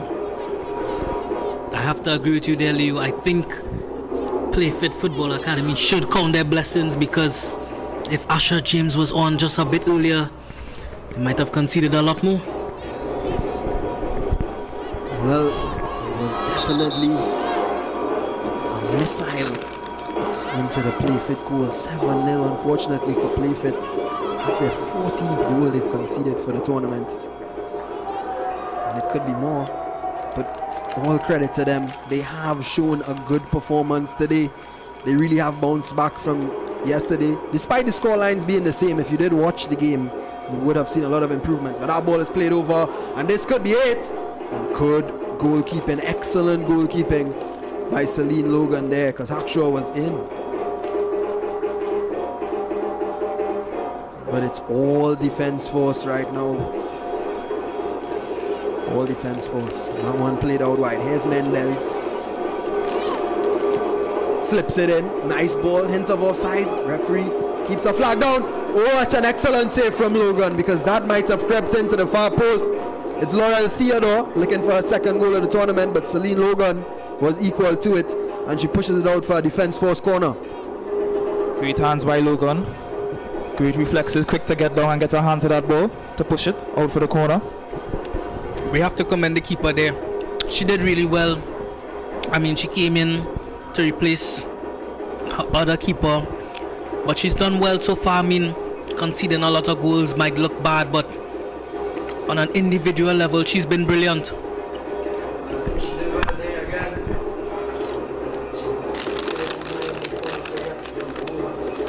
She's deflected it behind the goal for yet another corner, but she might have injured herself in the process, but she's getting back up to her feet. But there is another play fit player on the ground. Not sure who it is, but once again, Physio's on the pitch. Well, what a display from the defense force. I mean, all the goals today, despite maybe Chanel Arjun's corner. She may knock me for saying her goal wasn't good. It's not that it wasn't, but we do expect better in those situations defensively from Playfit. Not to take away from her performance, of course, but all goals from defense force have had top level quality. That one is swung in once again, but should be cleared. It's back in, but Alsop has another opportunity to clear. It's still rolling around. They're trying to screen it out, but gravity has kept the ball on the line. And eventually it does roll out. I think this is definitely a warning to all the other teams that are still involved in this tournament.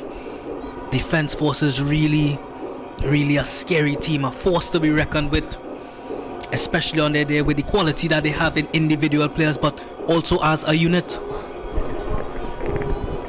Absolutely. Well, in your interview at halftime, Rennie, Coach Hudson Charles did mention the defense force as a unit, as a family, and we're definitely seeing the benefits of that.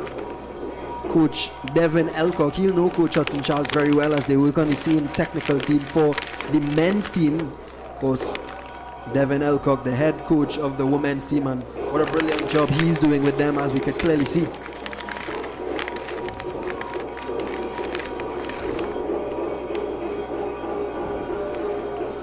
As Playfit knocking around the back is Alsop.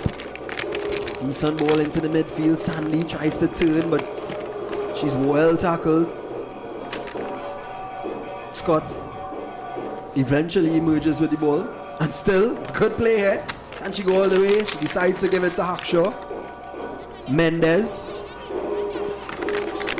Back to Hackshaw, back to Mendez. It's good move, excellent movement there from Asha James. She's eager, isn't she? And she's in space. Can she find a cross into the box? It's a decent looking one. Oh, and tell you what, she was free as a bird on that back post. There was Shania Lewis. And you think she should have done better. Indeed, she had a right to hit the target as no defenders was anywhere near her.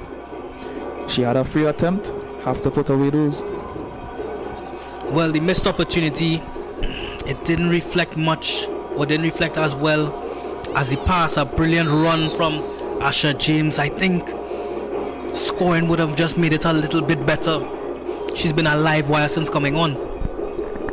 Well, it's a free kick here for the defense force as they look for the 8th goal. And we can now confirm that their goal difference has now passed Grenada's.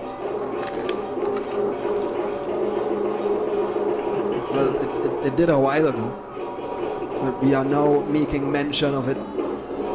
But not that it matters anyway, because they do have the all-important 6 points. So, as I said, if the result stays like this, it'll be Defense Force on top of Group A, Grenada second on 3 points, and Playfit third with 0. So unfortunately for them, this will be their last game of the 3Ws Cup. Asha James strikes it straight into the wall. Good defending there from Playfit. Here's Lewis, back to Bikai. Asha James, wow, she's tenacious, but she does lose out eventually. Actually, she gets it back. Just like that. Well, gentlemen, as time ticks down, and we've seen most of the players on the pitch, I guess it's only right that we start to discuss a player of the match. Yeah, I think it's about that time. Honestly, we've seen a fair bit of play from a lot of the players on the pitch. You could have your pick of the bunch. I think for me, it'll have to be none other than football royalty itself, Aaliyah Prince. What a performance she had today, picking up 3 goals, completing her hat-trick. She's been really, really, really good this tournament, and I think she just has to be the undisputed player of the match. I think it's a close one between Chanel Arjuna and Aaliyah Prince, but I think Aaliyah Prince just has a foot forward as she netted 3, very clinical today. Great awareness in front of the post, and just a beautiful all-round game. Well, Asha James is trying to get into that conversation herself. She just loaded up a missile, but it was blocked by the Playfit defense. And I have to agree with both of you all. I think the 2 names that immediately come to mind are Chanel Arjun and Aaliyah Prince. And though both of them did have world-class performances, it's hard to overlook somebody who did score a hat-trick, is it? Lovely touch there from Mendez, and she's in on goal. Oh, and she just got it all wrong, didn't she? Sherelle Mendez, I'm sure she can have a laugh at it. Those things do happen to the best of us. Between Defense Force and DFFC. It happened to you last week, didn't it? Well, it absolutely did. And I'm not too sure I wanted anybody to know about it, but you have brought it to light. In the 34th minute, number 5, Miss J. And the 49th, we have Miss Prince. And the 49th and the 55th minute. That one is cleared out into Maylard. She does have a lot of potential does Kayla Maillard. Unfortunately, we weren't able to see much of her today. Did have a few bursts of pace, but nothing really doing for her. As well as Tamia Sinclair, she had a brilliant run early on as well, but unfortunately for her, unable to convert. So there have been some positives for Playfit Football Academy despite the 7-0 thrashing. Yes, I agree with you. I think these are the things to hold on to. They may have conceded a lot of goals, but it does happen to the best of teams at times, and these are the things that you learn from going forward. Knowing how to set up defensively, knowing how to set up in an attacking manner, knowing how to operate on the counter. I think these are the things that will cause Playfit Football Academy to even grow and come back next time.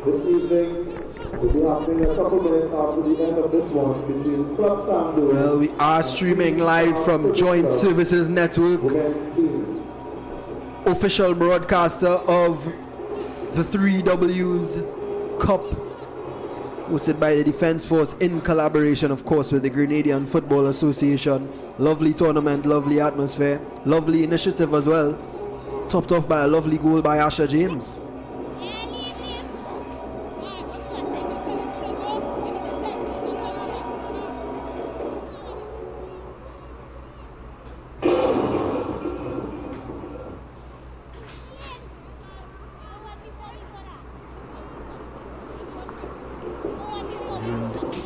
Continue our stream and our broadcast for tonight, because there's another game. Just to remind you not to go anywhere after the full-time whistle has gone, because we have more action for you, and that is of course Club Sando, and they'll take on QPCC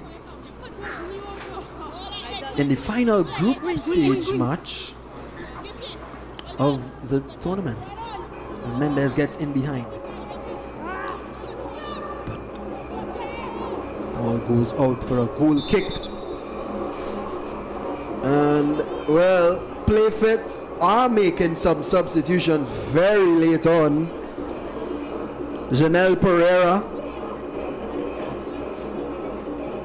Jolanda Sandy are the two players that are notably running off the pitch,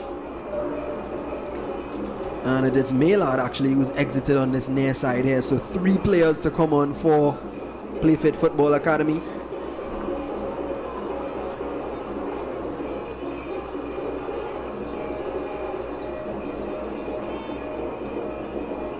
We'll have those 3 names for you in a bit. Of course, Maya Sanchez, Ryan Chaiton,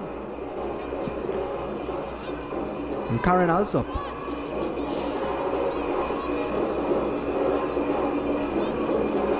Here's Bikai, who did get on the score sheet tonight. James looking for a second. Oh, this is beautiful from Asha James. Oh, and, well, she scored the goal of the tournament before. That's yet another contender from Asha James. Beautiful.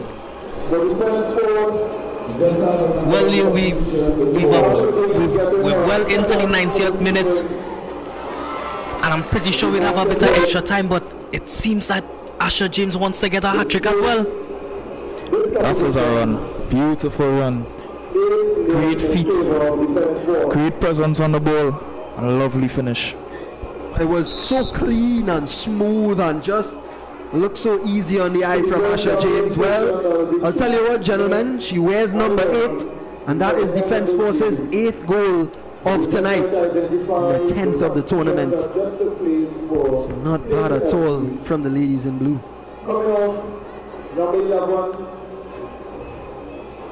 Excel Pereira, and making Defence Force still going. Sure. Also coming on,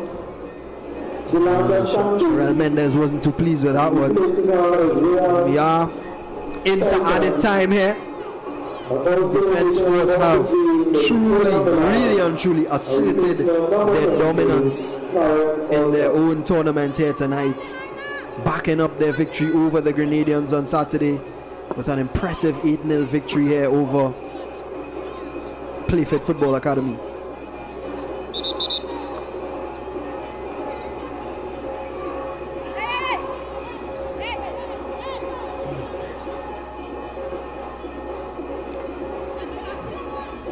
Cayenne throws it in. And it's cleared away there by Dan.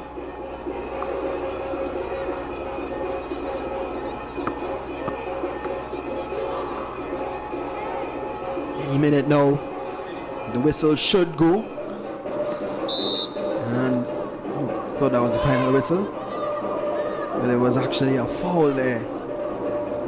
And Captain Chanel Jordan, who did look a bit threatening in the first half, it must be said, but after that, really hasn't gotten into the game, has she? Cayenne swings in a nice ball, but this could be an opportunity here for Playfit. Here's Maya Davis. Oh, didn't get the contact she needed. It was a nice ball from Cayenne. And well, that was a nice game. Referee goes it off. The final 3 whistles have gone of Group A, and Defence Force emerge as winners with 6 points, perfection from them. And unfortunately for Playfit, they were unable to put anything up on the board. But nevertheless, a great showing from them. Kudos to them for traveling the distance and putting in good performances as well. But it's all about Defence Force. It's all about Aaliyah Prince, who of course got a hat-trick. It's all about Chanel June. It's all about Asha James. And well, Defence Force have really put on a show for us here tonight. And that's the end of our first game of the doubleheader for you. Defence Force 8. Play Fit Football Academy 0. And don't go anywhere. We have more action for you coming up next. And of course, that is Club Sando versus QPCC. Stay tuned.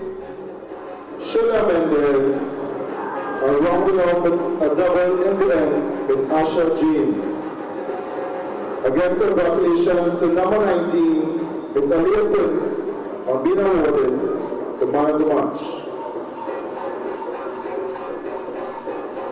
We'd like to take this time again to thank our sponsors. Woman of the match, sorry, I stand corrected, woman of the match. We'd like to thank our sponsors, Clico, Credit Union, Blue Waters, SM Jaleel, Carib, Genius Contracting Limited, Amenitas Limited, Sports and Games, KDN Cuisine, and High Definition Limited. Also, we want to thank the NWRHA, the Ministry of Gender and Child Affairs, the Ministry of Youth Development and National Service, and of course, the Ministry of National Security. So please, let's meet our welcomers. Miss number 19 makes her way to collect our Woman of the Match award for this encounter with 3 goals, Miss Aaliyah Prince.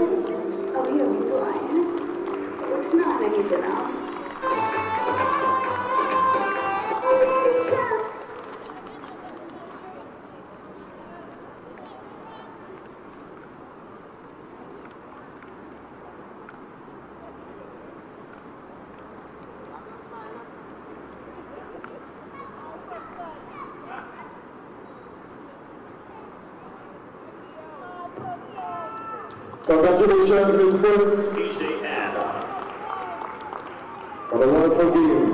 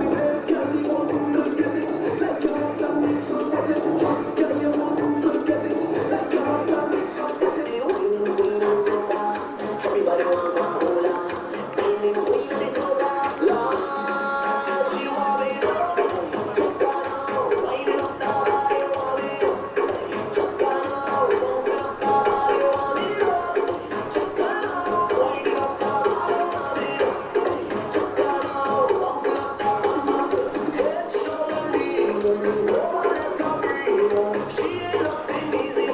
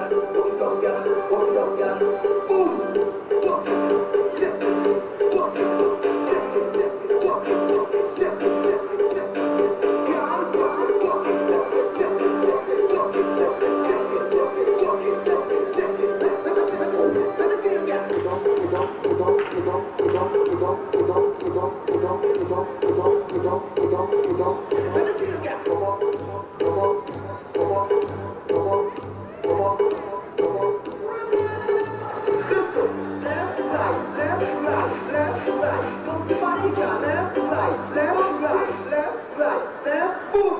Position and jiggle up your body, girl. You go here, jiggle up your body, girl. To the left, to the right, just wiggle.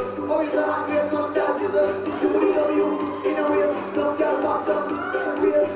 Since you got up on the one style rock, you almost be ready, rock. Fast wine, fast wine, fast wine, fast wine, fast wine, fast wine, fast wine. The race to the line. Push it up, push it up, push it up, push it up.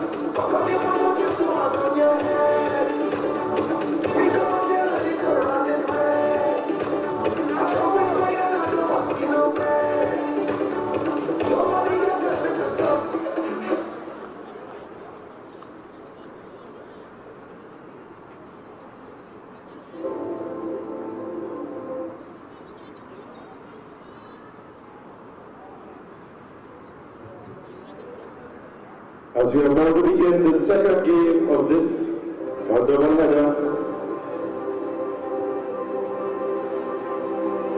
we have Club Sando versus Queen's Park Cricket Club Women's Football Team.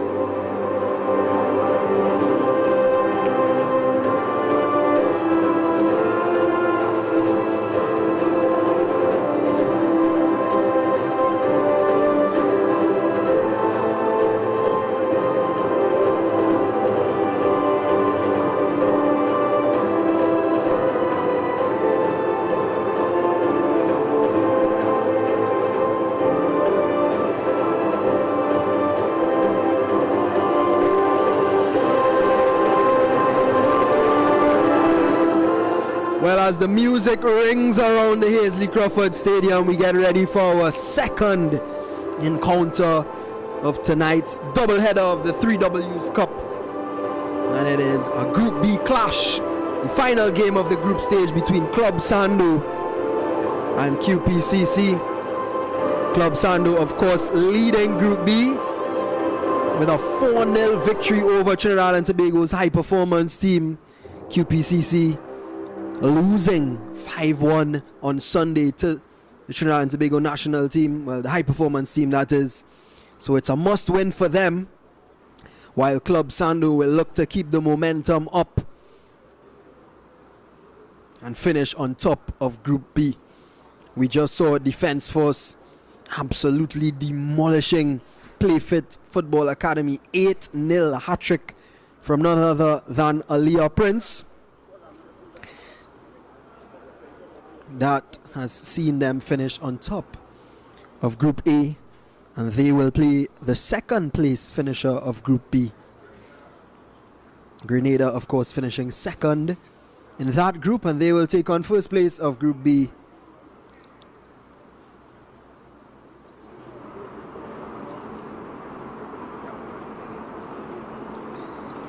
And this one proves or promises to be an electrifying encounter, as QPCC will be motivated to get 3 points, while Club Sando will be motivated to finish on the top of the pile of Group B. As they get ready and they assume their positions.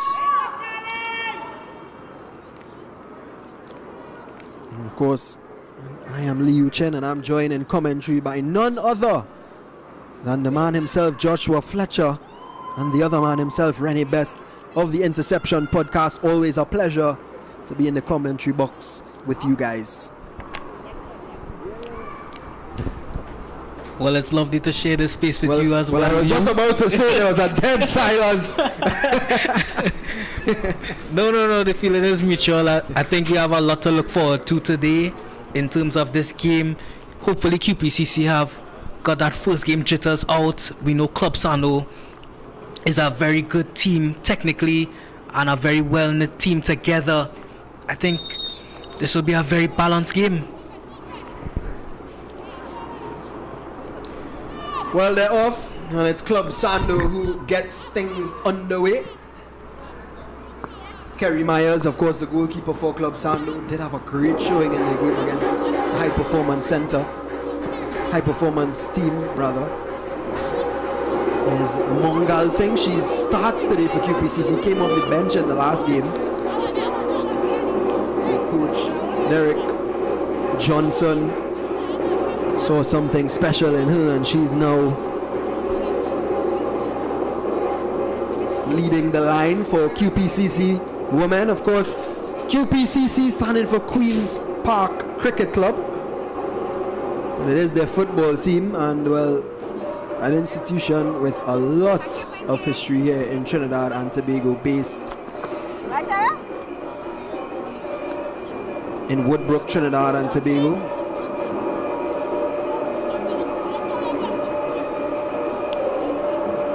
As that one goes out for throw, QPCC immediately putting pressure on the Club Sando defense. Well, Fletcher, what can we expect from this one? I think we have a great match ahead of us. Club Sando is a great team. They already made their mark on this tournament by beating Trinidad and Tobago women's team 4-0. QPCC did not have the best showing in their first game, but they don't lack quality at all. I believe they just needed to get that first game jitters out of the way. I believe they'll have a much better showing once they made a bit of adjustments. But I believe we have a game on our hands, Leo. I certainly hope that we do. As we see Nanton boosting forward from that left back position. She plays the ball into Mongal Singh, but way too much on that one. Keeper slips. And actually, it goes out for a corner kick for QPCC. Good start from them. A very good start from them. They seem a lot more positive today. They didn't start this way last game, but this is already an improvement. Definitely an improvement. As we await this corner kick, it's taken short. Referee's not having that though. She sees something in the box that she doesn't like. Calls across Shalisha King. Have a word with her.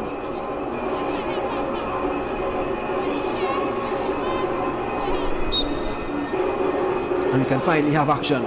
Ball swung in, but I don't think she got the contact she wanted. Ball is dropped in the box. Opportunity for a strike. No, it's well intercepted by Club Sando. Opportunity for a counter attack. They're bursting forward, but that's a poor pass. Should be able to keep possession though. She does. Excellent movement from Alexia Ali. And that touch there from Chelsea Ralph, who, by the way, did score 2 goals against Trinidad and Tobago's high performance team. Mind you, one of those goals was a brilliant free kick. So she's in top form.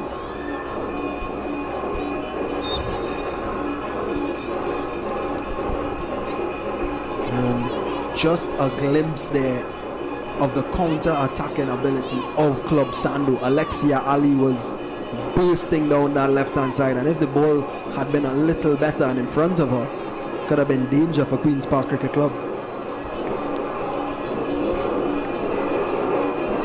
Here's Ralph.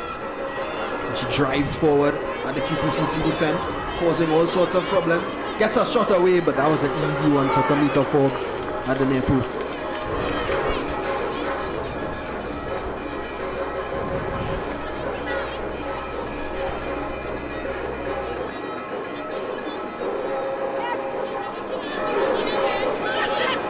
Cleared upfield by QPCC. Mongal Singh, it's out of her reach. Here's Anik Walker. Intercepted.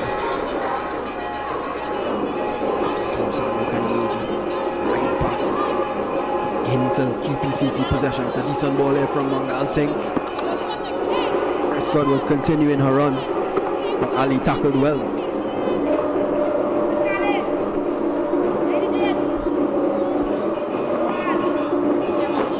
say it's a proud day for St. Augustine Secondary Green Machine, as we have 2 past St. Augustine players on the field, both are opposition, and as I can remember, they were teammates.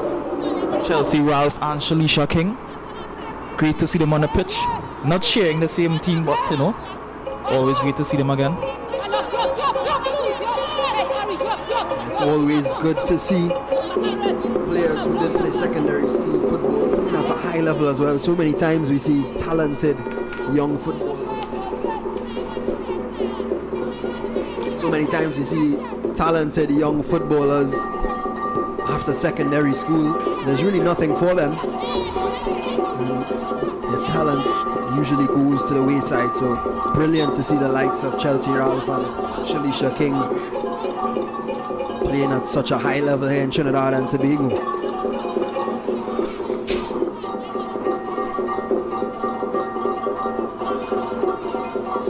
It's a free kick here for Club Sando. Fernandez launched it up, but Prescott handed it into the path. Back heel there from Shakima Forrester, who actually scored QPCC's only goal of the tournament. It was a bit of a bizarre one, but goal nevertheless. One sails right into the grasp of Kamika Forbes. So after 6 minutes of this encounter, we have Club Sando nil. Forrestine drops it off there. That's some good skill there from Bagan. Just like to let you know, the starting 11 on both sides. Starting Of course, it must be mentioned Karen Forbes, the number 14 for QPCC, very experienced. QPCC here trying to cook up something as Mongal Singh, she swings it in. It's cut out by the Club Sando defense and cleared away. And here is Forbes challenging in the air. Alexia Ali, can she get on this? Oh, lovely control from Ali, and she drives forward, but her pass was lacking quality. And for QPCC, I mean, it was Ali's first time on the ball. Earlier this week, she was the captain, number 14, requesting that people come out and support her and her team in this tournament as they seek to do well. Ali is a player of the Trinidad and Tobago national team, a very good player at that, a very experienced winger, you know, always want to come off the pitch with chalk on her boots as she sticks to that line, very skillful, very quick and very direct. The officials for this match, we have Well, they don't give you number 10 for nothing. Alexia Ali surely is one to watch for this game here. That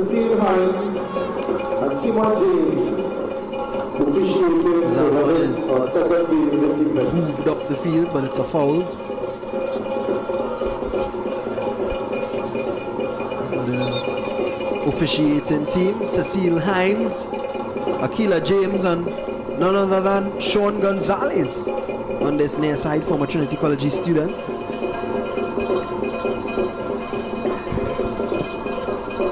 Recently got his refereeing badge actually, so kudos to Sean for making it onto the big stage. And that's a lovely tackle there as Club Sando tried to cook up something. It's well cleared away by the QPCC defense.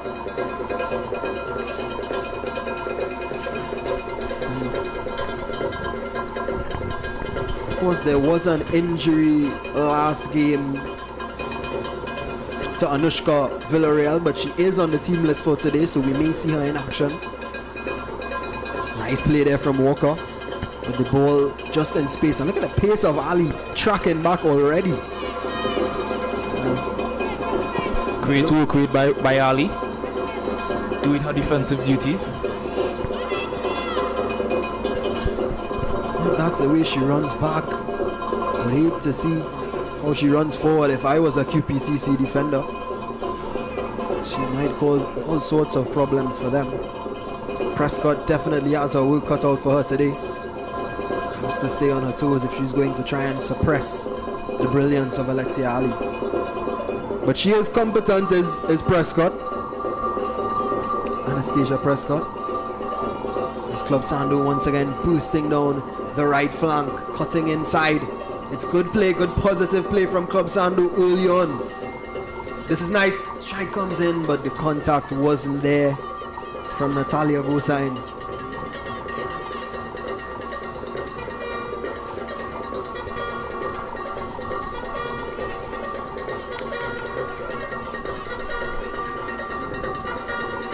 As we approach the 10-minute mark here in the Hazy Crawford Stadium, this is the Defence Forces 3Ws Cup, a women's football tournament hosted by the Defence Force in collaboration with the Grenadian Football Association, all in the name of regional integration and footballing brilliance.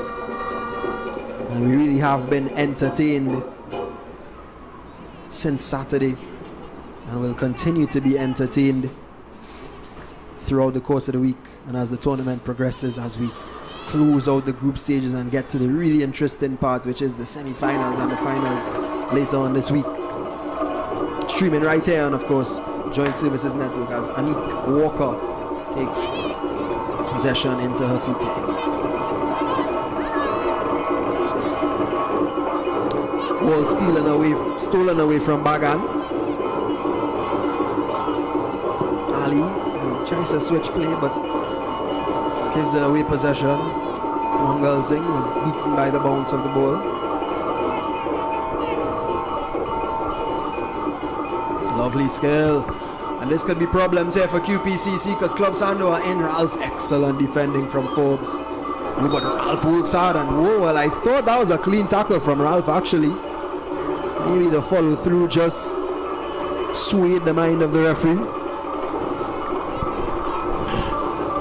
It seems like she got all ball to me. Yeah, that was my initial thought as well. Thus far, much better showing from QPCC. Great movement on and off the ball. Looking like they could put one behind the net for sure tonight. I'm sure they'll definitely be wanting to, as it is a must-win game for them. Trinidad and Tobago High Performance Team on 3 points, Club Sando on 3, QPCC on 0. Of course, Trinidad and Tobago's High Performance Team has played their 2 games, so Club Sando can go first here if they are able to win.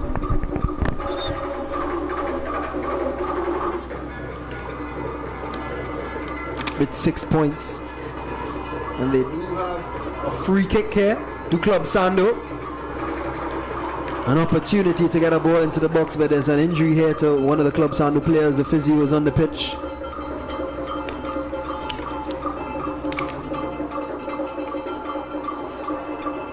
Seems to be in a lot of pain there. Can't decipher who the player is who's grounded.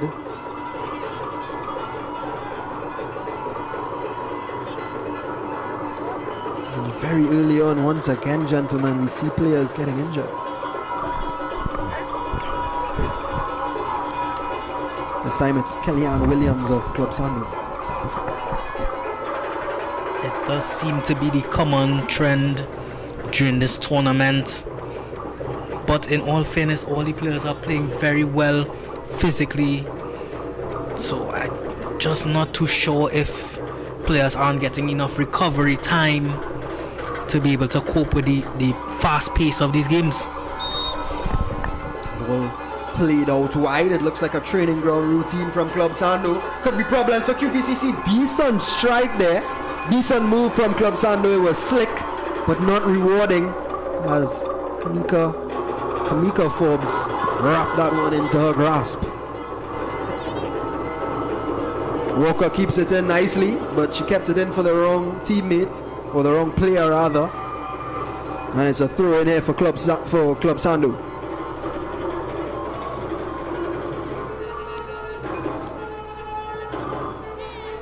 Well, this could be problems. Hussain plays a nice little ball there, but again Forbes is there. Well, she's gonna be a tough cookie to crack tonight for the Club Sando attack. She's very solid in the back. Great defensive work by Forbes, very strong. Commands the back line.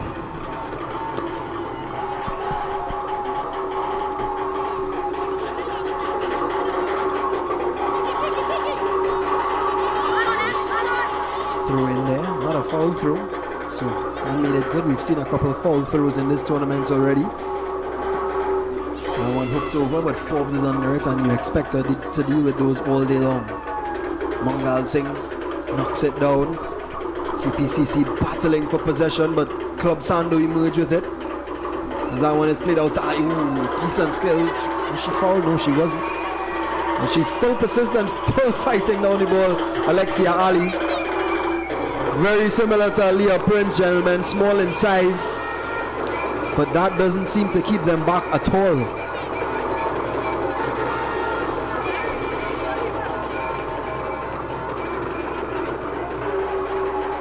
As is Chelsea Ralph. That's her first effort of the night, but it's not one that she'll want to remember, as it was well wide of Kamika Forbes' post.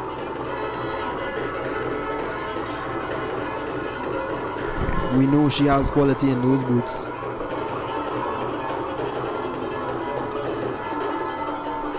Here's Nanton. Immediately closed down at the QPCC players. Club Sando not giving them a chance.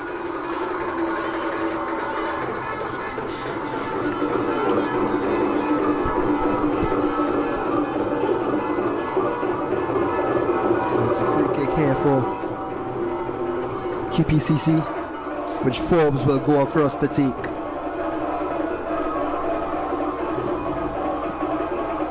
Nice ball over the top there, but should be gobbled up there by Kerry Myers. Well, of course, the last time we left you on the broadcast, Copa America was well underway. The finals, that is, Argentina versus Colombia, and of course, Argentina coming out victors. So that's three, a hat-trick of international tournaments for them now. Copa, World Cup, Copa, Lionel Messi. Well, what a spell it's been, what a career it's been from him. Indeed, a very decorated player. I think the Argentina national team should be proud of what they have done. I think one of the first teams to win back-to-back Copa Americas with a World Cup in between.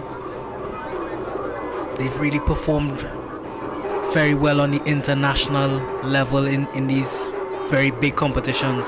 As that one is swung in, Forbes does excellently well, but danger still there. Cleared away nicely by Bagan. Kamika Forbes, since the game started, she commanded her box really well, safe hands, and she came out to punch that ball. That is great goalkeeping, great awareness. Most definitely. His commanding. Goalkeepers have been another theme in this tournament. I've seen some brilliant, and as you said, commanding goalkeeping performances. Kudos to Celine Logan, who, although she conceded a lot of goals in our previous game, did make a brilliant double save, highlight worthy.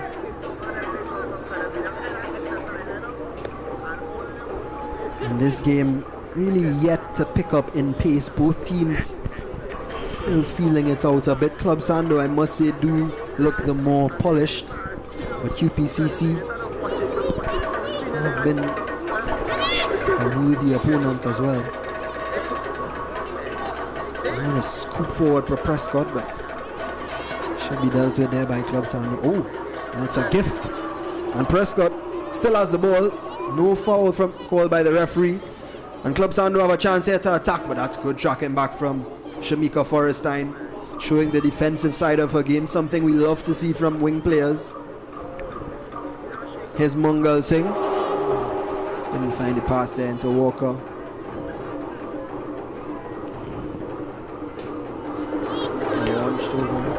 What we can see right now is QPCC is pressing high up the pitch, making it rather uncomfortable for Club Sando going forward.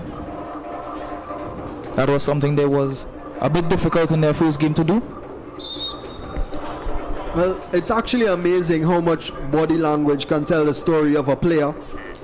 If you look at Alexia Ali, she looks very confident in her movements, and you do think that that sends a message to the defenders that she's not afraid to perform. I think body language is important, Liu. She seems to want the ball more to feet. She's making runs, very important runs. I think at some point we'll see a tactical shift where she might move on to the other wing or even start to play through the middle. As Ralph has a strike, and we know she can strike them, and she's finding her range. That one was closer than the last. QPCC, you know what they say, third time lucky. So they'll have to keep an eye out for that number 15 jersey.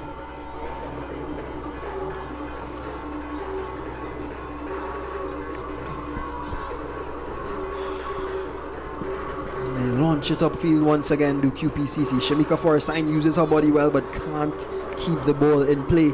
And possession right back into the hands of Club Sando.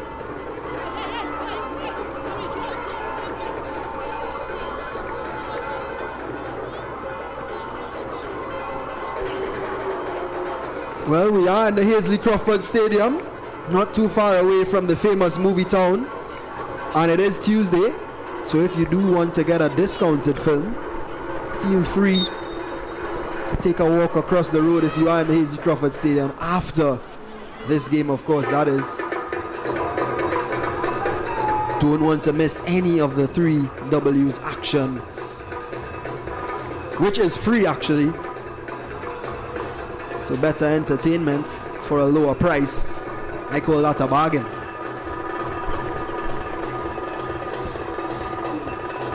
As QPCC again with another goal kick. This time they're able to keep possession. Walker just overhead. She tried to flick it on. And you were right, Rennie. Looks as if Alexia Ali has moved over to that right hand side or to a more central role as Mangal Singh plays a beautiful ball. Shamika Forrestine is onside, says the linesperson, and she rolls it into the back of the water. Beautiful. I'll tell you what, I'm lost for words because Shamika Forrestine looked third best to get to that ball, but she was actually first best, and that's the first goal of the game for QPCC. Must say that was a beautiful build-up play. Great ball from Mangal Singh. Well, she did really well there, gentlemen. The pace, the precision to even beat the defenders. She did look like she may not have gotten there, but she did really well to hold off her man. I think this is the confidence that QPCC needed going forward. They seem to have found their shape, found their rhythm, and we can expect a lot more from them during this game. Well, she has a brilliant record in this tournament. She scored 100% of QPCC's goals. She scored on Sunday and she scored here again today. That's a beautiful goal there from Shakima Forrestine, and here she is on the ball once again. And actually, one thing we must say about Shakima is she is very persistent. The goal that she scored on Sunday wasn't the prettiest, but it was because of her pressing ability. This time we saw her really put her head down, get on the end of that one, and she just dinked it or just nicked it past Kerry Myers. But not to forget to mention, great play from Mangal Singh as well. She held it up nicely and played a beautiful ball into the path of Shakima Forrestine. So far Derek Johnson's tactical switch has worked for the girls from Port of Spain. Indeed, Leo, I did see QPCC have a lot of quality on their team. They just needed those few adjustments to make, and they can get a lot out of it. As I said, great football thus far. Can't wait to see the rest of the game. Well, I share those sentiments with you, definitely, Joshua Fletcher, as Forbes now comes up to take a corner for QPCC. They have their tails up, and I'll tell you what, gentlemen, if QPCC are able to get 3 points here, we'll have a three-way tie in Group B with Trinidad and Tobago's High Performance Center, Club Sando, and QPCC, and it'll surely come down to goal difference as Forbes floats it into the area. It's a decent looking ball. It was Mangal Singh, I think. Walker! Oh, and she just got under it, but QPCC looked the more likely. Not a bad attempt from Anik Walker. Very lively in the box.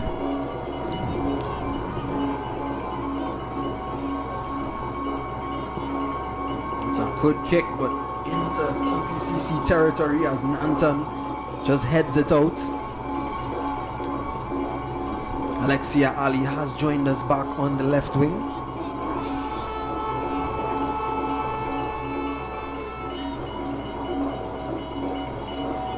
A bit comical there, throw in for QPCC.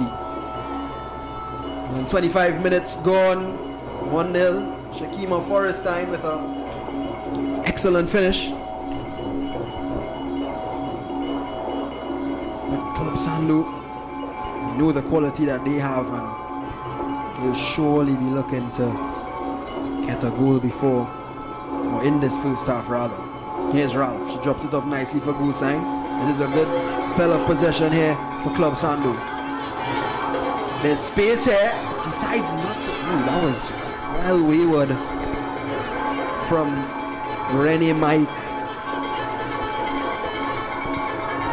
Thought she was actually going to shoot. She was in acres of space, but the pass had the power of a shot, but definitely not the accuracy.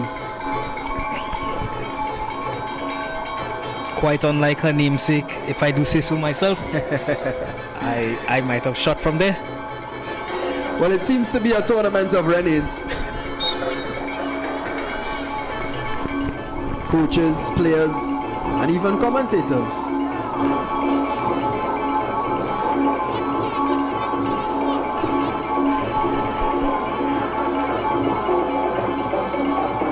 This QPCC have Club Sando right where they want them. 1-0 lead and looking defensively solid. I don't think that they'll be playing to just keep that 1-0 lead. Surely they have to try to get more goals, because if goal difference does come into the equation, then very important that you get your goal tally up.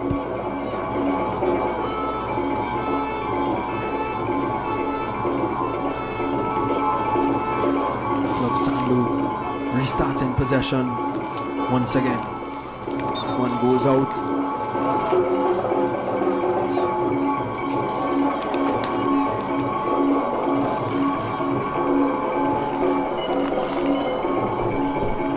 Pagan plays it back to Prescott, but actually Forbes retrieves the possession. Never looks phased, does Forbes. Always in control of the situation. That's good play there from Forrestine. And here's Mongal saying, can she find a killer pass again? She doesn't. It's just closed down by Club Sando. Opportunity here. Here's Alexia Ali charging on the left wing, trying to gain possession, and she does excellent. Here she is, she's driving into the penalty area, finds a nice little ball, but good defending once again from QPCC. Forbes is telling her troops to press up. Here's Mongal Singh into Pagan. Rennie takes it away from her. Rennie Mike, that is, not Rennie Best.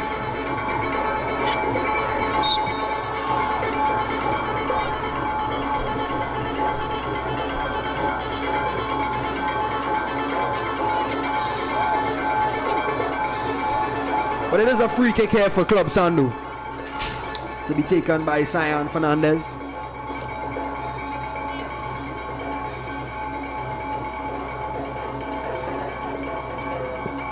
She launches it into the penalty area, but it beats everybody. Forbes is again in control of the situation and screens it out using all her experience. That's really good defending there from Forbes, Karen Forbes.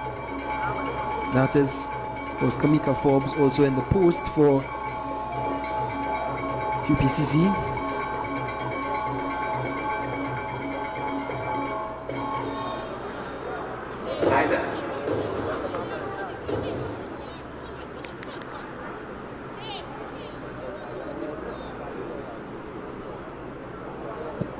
She launches it up field, but straight to her orange jersey.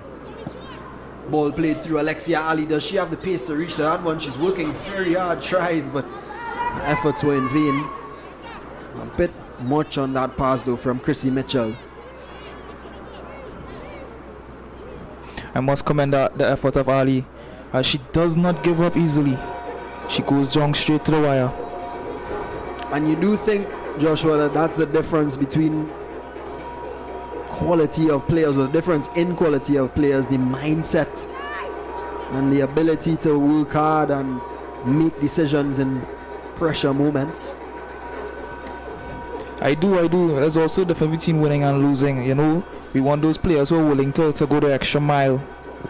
You know, just push out the extra effort to get that result.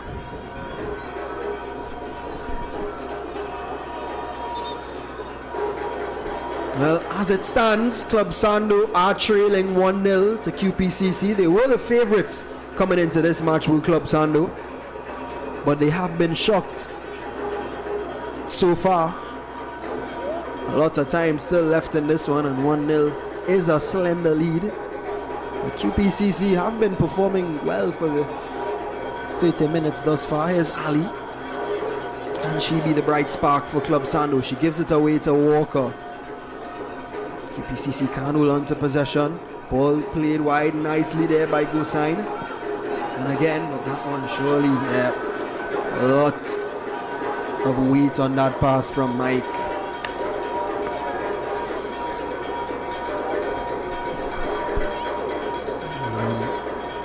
Did have an interview earlier on with Coach Hudson Charles of the Defence Force.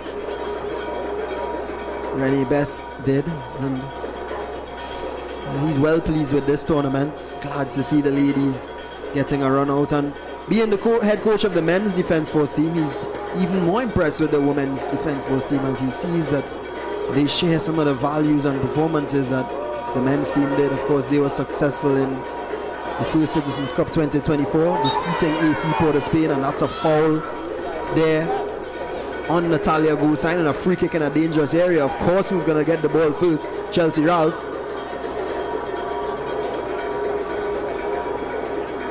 We know that she could hit them.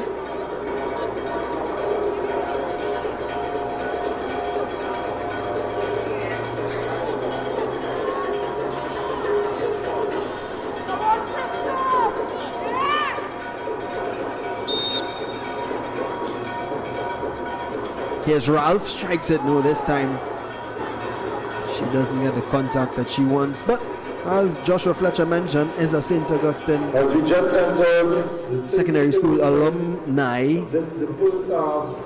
and well, we know the rich history that that school has in football. To believe that they have returned to the top flight of secondary school football this season, so interesting to see how they fare in the Premiership division. Indeed, you know, I've been looking at Green Machine going forward since last season in the championship, and they have been looking good. They have a nice group of players, well coached.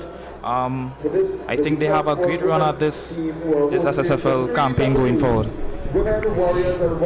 I do agree with you, Joshua, as someone who also went to St. Augustine Secondary School with you. I must say the school does have a rich history when it comes to secondary school football, and it would be nice to see them get back to the place where they were before. I think with this new group of players, they have the talent, they have the ability, they do have the right coach to carry them there, and I think we could expect a lot from them this coming season. And that's a beautiful ball over the top there. Alexia Ali is chasing it down, but so is Forbes. And Forbes comes out better. It really was a mismatch in size, it must be said. Oh, but they win it back. They work hard, Club Sando, and Forbes is under pressure once again, but offside is Alexia Ali.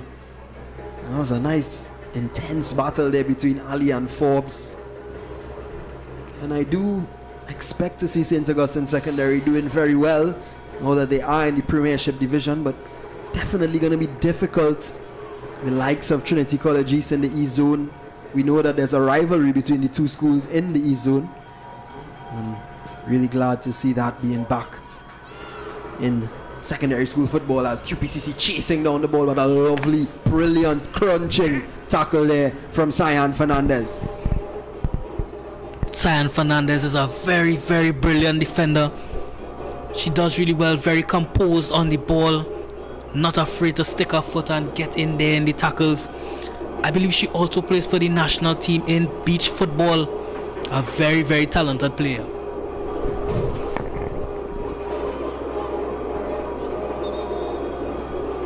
seems to be a trend in Trinidad and Tobago football. We do see a lot of football players playing futsal and beach football as well, as they apply their trade on all different variations of football. Of course, recently as well in Skinner Park in the Southlands, an even newer variation of football was introduced to Trinidad and Tobago and the Caribbean in Omega Ball. A 3-goal circular field, very interesting. That's a lovely tackle there from Alexia Ali. Fighting hard once again, and she plays a nice ball there into goal sign. Can Club Sando get that all-important equalizer? Mike running down the wing. There's very little support, but she cuts back nicely. Good possession kept by her. And somehow it ends back with her. She swings it in early. Ralph is attacking, but Forbes is defending. And it comes in yet again. Forbes is out of position, but Forrestine once again in position. Excellent work from her. Here's Walker. Held it up nicely. Oh, and the pass was wayward, wasn't it? But Mungal Singh is pressing. Oh, a great battle there. Kellyanne Williams was under pressure, but she stood her ground excellently well. I say excellently well a lot. I'm not sure how grammatically correct that is, but it sounds good. Got it. Guys, you know we often commend the goal scorers and the creative players, but Karen Forbes has had a great performance thus far in his first half, a very solid one.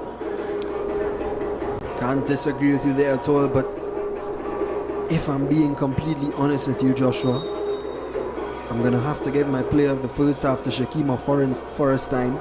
Reason being, she did score the all-important goal, and her defensive work has been really good, tracking back when Prescott was under pressure.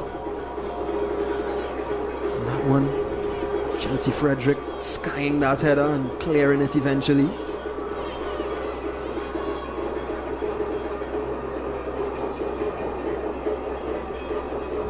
Ball played through. Here's Ralph. She holds it up nicely. Can she play it wide? She tries something, but it didn't work. And it's a goal kick for QPCC. Surely they'll be pleased with their first half performance. Great first half performance by QPCC. Club Sando's playing good football, but I think they're forcing the play a little bit. They need to be a bit more patient and pick better passes. But other than that, great game thus far. I think it does bring into question what really is the problem with Club Sando thus far. Yes, it could be the rushing of the play, but they seem to be missing something in this first half, and whatever they are missing, QPCC seem to have it. As they got the important goal, they now have the confidence, they're now in the driving seat. We know that 1-0 isn't the best score, but I think they're going to continue to go for it. Well, Kellyanne Williams seems to have picked up some sort of injury. She's just made way, and I think she has been substituted. Not sure who yet is her replacement, but play continues.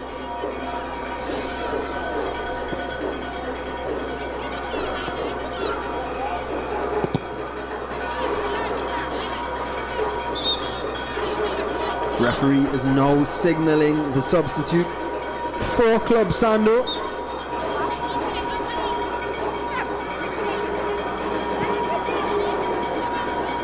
And I think it's Nikita Gosain, if I'm not mistaken.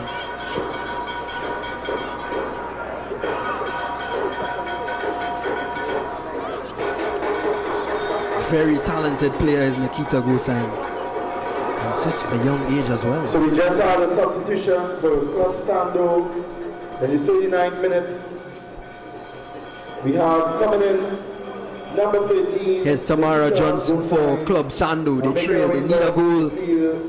They need to give QPCC something to think about going into the halftime break.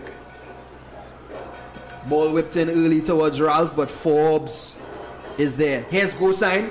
First look at her talent, and she's battling, but she fouls. Good work there from Nanton to draw the foul, but again, Fletcher, Karen Forbes is there. Yeah, at this moment she's a force to be reckoned with. She commands that back line. And she puts a little bit of fear in those attackers. That one is played into Anique Walker. She's seen a lot of the ball in this first half, and she plays it out wide to the goal scorer, Forrestine.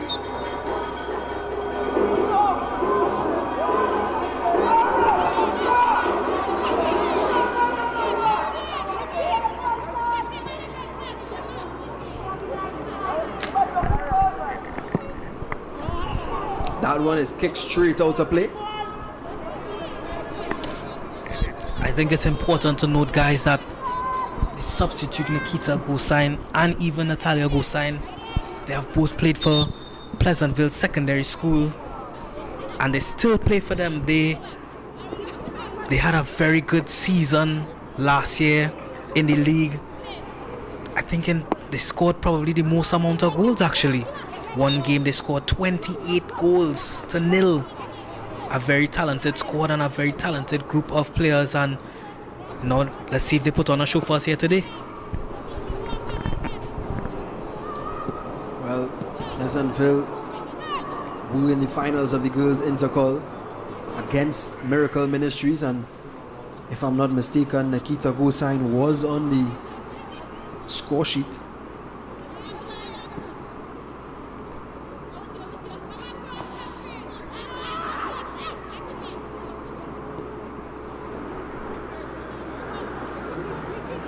Here's Renee Mike, and she plays a lovely ball into Gosain. This is her first chance here, and she's fouled. The pace of Nikita Gosain. I believe it was Chanel Henry tracking back there.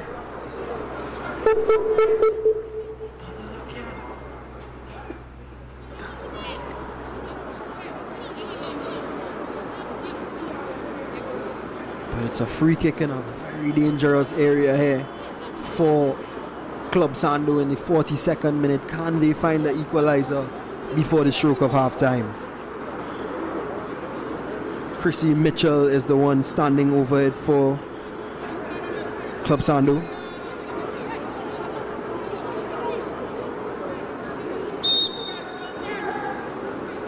A lot of orange jerseys in the box, and Mitchell dinks it in, but it's cleared away once again by who else but Karen Forbes. Lovely skill there from Gosain. You're seeing it already. The fire in her boots. That's excellent hold of play there from Johnson, and she finds Alexia Ali. But she's offside. So two very pacey and tricky wingers on for Club Sando now in Alexia Ali and Nikita Gosain. So they're going to have to be very watchful, QPCC.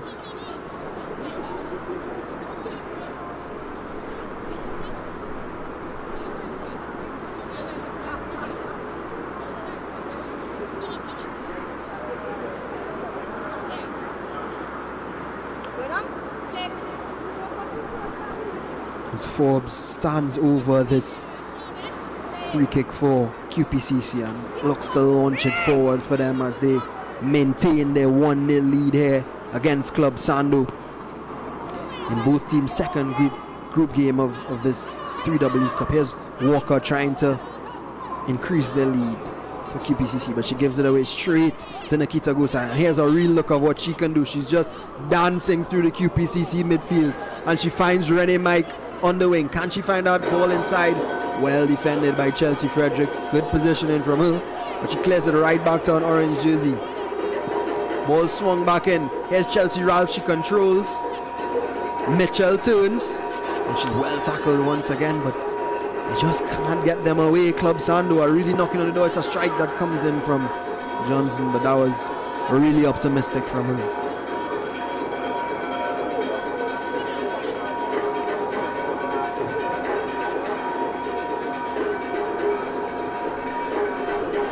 As we approach the end of the Kamika first Forbes half, launches it up. Here's Forrestine, the goal scorer for QPCC. Prescott 1 goal to 0. turns nicely and finds a beautiful ball there into Forrestine once again, but she gives it away. That should be a foul on Ali. Number 7. This becomes a much closer affair in the first game. Now this is our second game of tonight's doubleheader. Here's Gosain. Oh, but she's easily eased off of it by Karen Forbes. Dominant. Over Playfit FC. Bagan plays it wide. With 8 goals. Into Henry. Chanel Henry, that is. Keeps the ball nicely. Picked up by Shalisha King. And that is half time, I believe. Yes, it is. Referee has had enough for the first half. QPCC lead. Club Sando 1-0. We'd like to thank all those in attendance.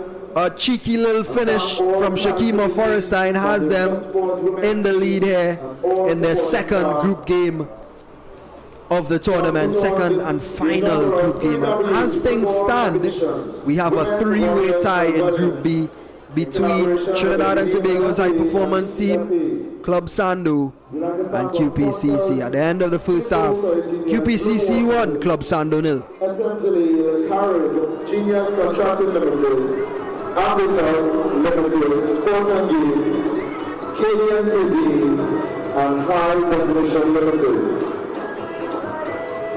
We would also like to thank the NWRG, the Ministry of Gender and Child Affairs, the Ministry of Youth Development and National Service, and of course, the Ministry of National Security.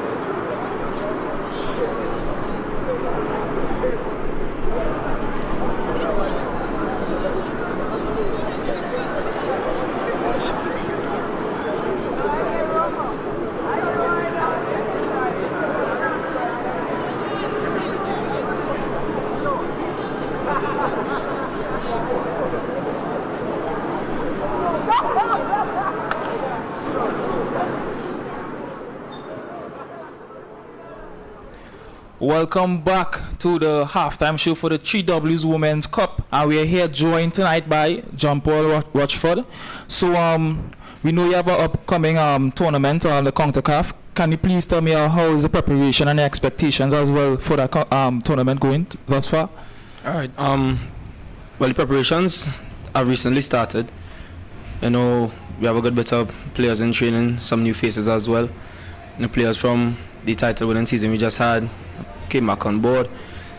So the training has been very intense, very high in quality. So the preparations have been going well thus far. You know, expectations going into the tournament, we expect to come out of the group stage this time. You know, we thought we did ourselves an injustice last year when we basically did everything besides, you know, put away our chances. I feel like that is what kept us out of the final round of the tournament itself. So this year we aim to fix that, especially with the new additions we have. Yeah. And what do you think about the initiative that we are seeing in front of us going on right now?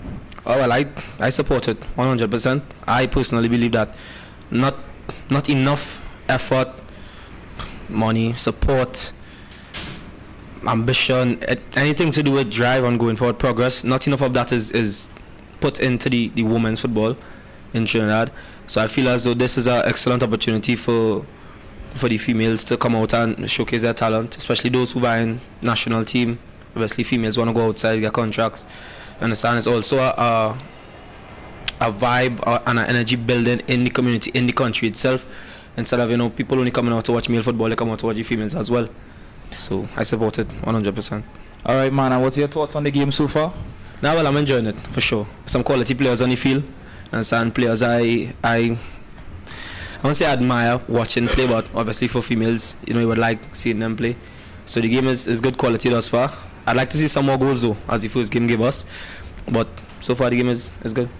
All right, man. Well, we appreciate the interview, and don't forget to join us here on the Joint Services Network. Sorry.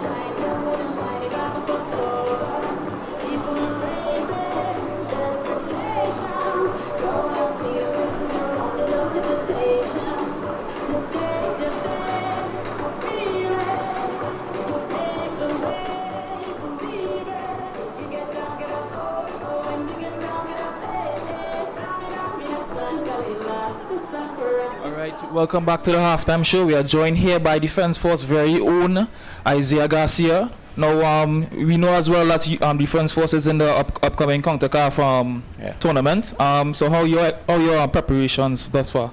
Well, to be honest, first and foremost, we haven't really taken a break from football, so it's just been managing the players, you know, and I think that the staff who we have 100% confidence in has been doing a tremendous job in terms of managing the players, keeping the energy and the fitness at the right levels, taking care of the players mentally, physically, all the aspects and components of the game, and we are very confident in ourselves, in the staff, in the ability, the work that we've been putting in, and we look forward going into this competition to come out with nothing less than a victory, as humbly as possible as we can come out with a victory.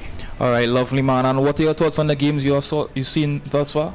Well, the first game was a bit of a battering, if I must say, from our sister team. We know the type of quality that they have. The second game is a bit more even in terms of a goal line, but definitely some quality players out there, some quality some quality football has been shown out there thus far, and just enjoying the football, man. All right, man. Well, we appreciate the interview and good luck going forward. Thank you very much. Y'all have a good night.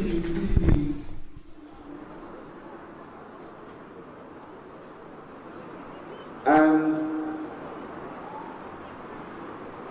Club Sando, we'd like to remind you as well of the next couple of games upcoming, which will be our semi-finals, which will take place tomorrow right here at the Hazy Crawford Stadium from 5 p.m. the doubleheader. And then the finals will take place on the 19th of July, with the 3rd and 4th playoff starting at 5 and the finals right after. We encourage you to invite someone to come out on Friday and tomorrow for the rest of the games.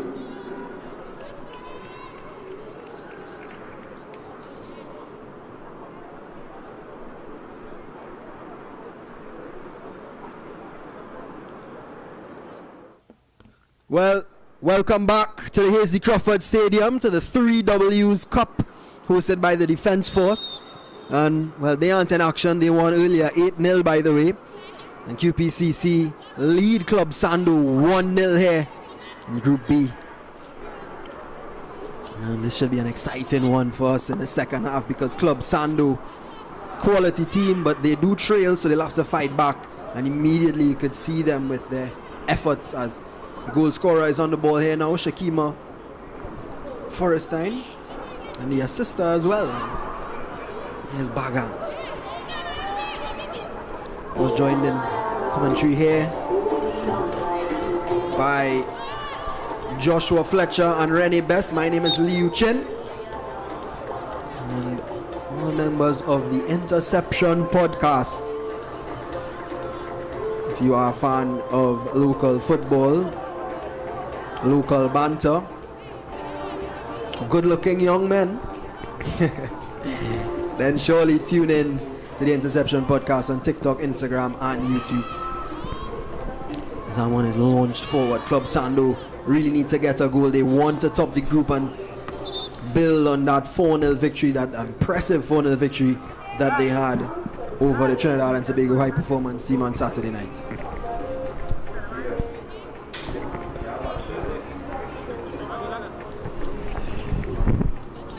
Well, I do expect Club Sando to come out a bit more aggressively in this first half. Not a bad strike from Kelsey Ralph. Cleared off the line from Forbes again. Seems to be Karen Forbes.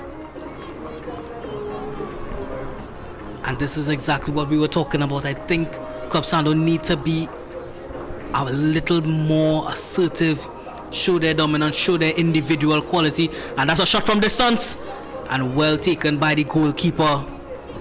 This is better. This is a much better second half. Again, great hands from Kamika Forbes.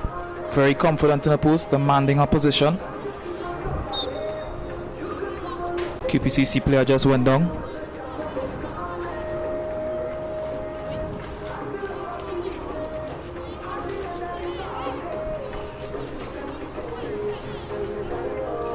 Well, it's a free kick here for Club Sando.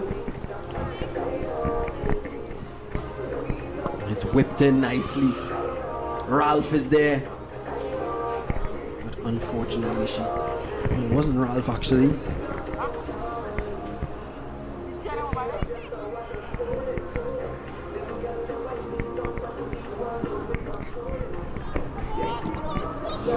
We're back in business. QPCC drive forward once again. Here's Anik Walker into Bagan. She's shielded off of the ball there, but her persistence pays off. Here's Bagan driving through. Well defended there. I think it's Johnson doing the dirty work in the back there. Good work from her. Here's Forrestine into Mangal, who does hold up the who does hold up the ball very well. She did provide the assist for the goal in the first half. And here's Nikita Gulsine, loves to run at defenses, and she plays a nice ball. Karen Forbes there is back doing the work, but actually has to recover well. She found herself in a bit of a spot of a bother, but she recovered very well and keeps up her flawless performance so far tonight. You know, Liu, we have seen Bianca Mungal Singh do this a couple times, her lovely ability to hold up that play and get a proper ball through. That is what is killing Club Sando right now. Most definitely. Nikita Gosain plays it short into Johnson, whips it in, but it's well blocked, actually straight into the face of the QPCC player. I'm not sure who it is. I think it's actually Forrestine. We did commend her track and back ability, and there she just came out worse off. I'm not sure if she's... I think it hit her in her face. They came with the stretcher immediately.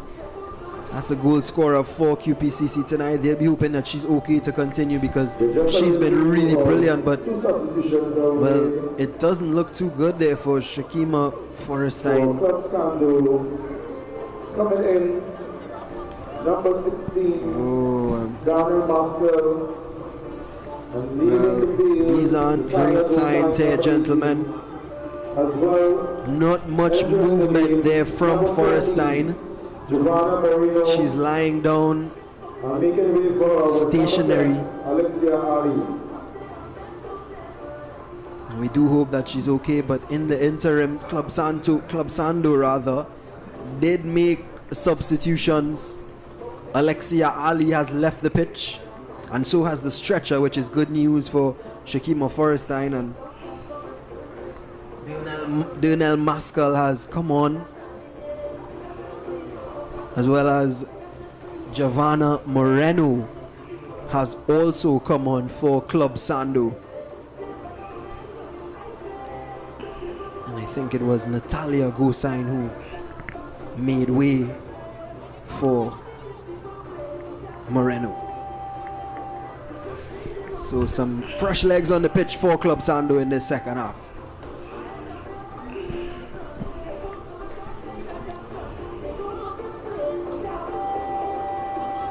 Good tackle there from Bagan.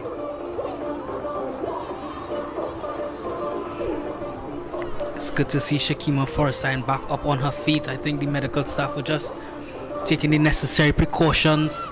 For a while, QPCC was playing with one less player, but she's back on the field, ready to help her team again. Definitely great news there for QPCC and for all the viewers here. Well closed down. Mangal Singh has been really good this game. Derek Johnson has made a good decision, it seems. Always rewarding as a coach when you make a tactical adjustment and it pays off. It really does boost your confidence as a coach.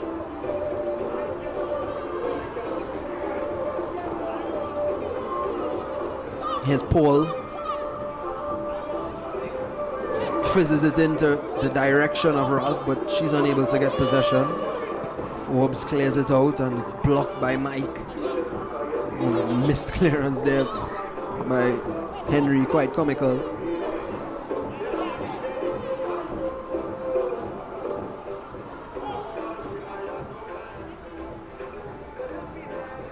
Here's Paul once again out in this right back position for Club Sando. She plays a nice ball into Nikita Gosain, the Pleasantville girl, and it's a decent looking ball, but well cut out by Chelsea Frederick. That's Nanton using her strength well, but Gosain is not giving her a chance. Here's Forrestine. Prescott under some pressure. Oh, that's excellent work from Club Sando, and they emerge with the ball. Here's Chelsea Ralph. She finds Gosain on the far side, just ahead of her, but Gosain gets it into her stride. Can't get the shot away, tries to work the angle, and gets it a beautiful ball, but just didn't get the contact. I think it was a substitute, Dernell Maskell. But Renee and Fletcher, that is what Nikita Gosain can produce. You know, those types of chances is chances they have to put away, especially in this situation where you're 1-0 down and you're trying to get back up in the game, you know. But not a bad effort, not a bad attempt, great bowling. We're seeing a lot more patience from the Club Sando team in and out of possession. I think they just about found themselves during that halftime break, and we need a little bit more from them. Well, that's a brilliant tackle there. I think it was Johnson once again in the back. Actually, it was Cyan Fernandez. Great tackle. As QPCC, it's their turn now to try and increase their lead. Now I'll give you the equation. Trinidad and Tobago high performance team, they're on a goal difference of 0.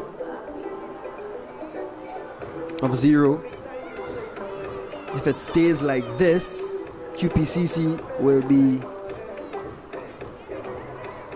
on a goal difference of -3.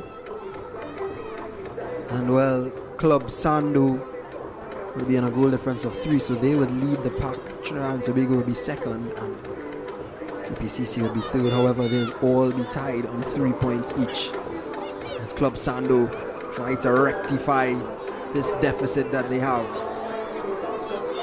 But QPCC not giving them a chance once again. Here's Forrestine switched out to this left-hand side. She's driving. Oh, that's nice. Here's Anique Walker. Will she have a strike? She does! On target, I think, but tame.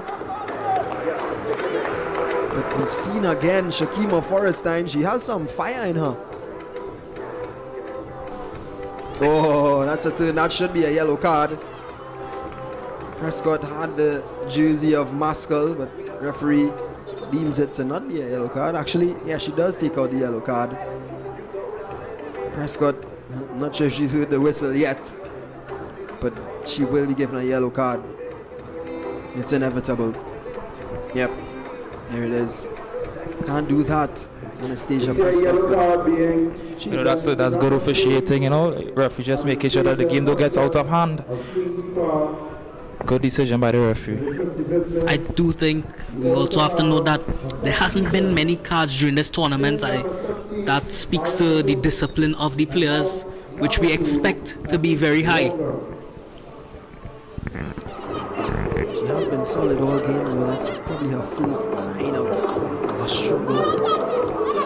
But in the interim, there was a substitution, and it was Anique Walker, who has made way for Maya Matuk, number 17 for QPCC. Oh, Chase was on. Gosain uses her strength well, but it's actually a foul. Nikita Gosain, very young, but also very confident. Nothing phases her.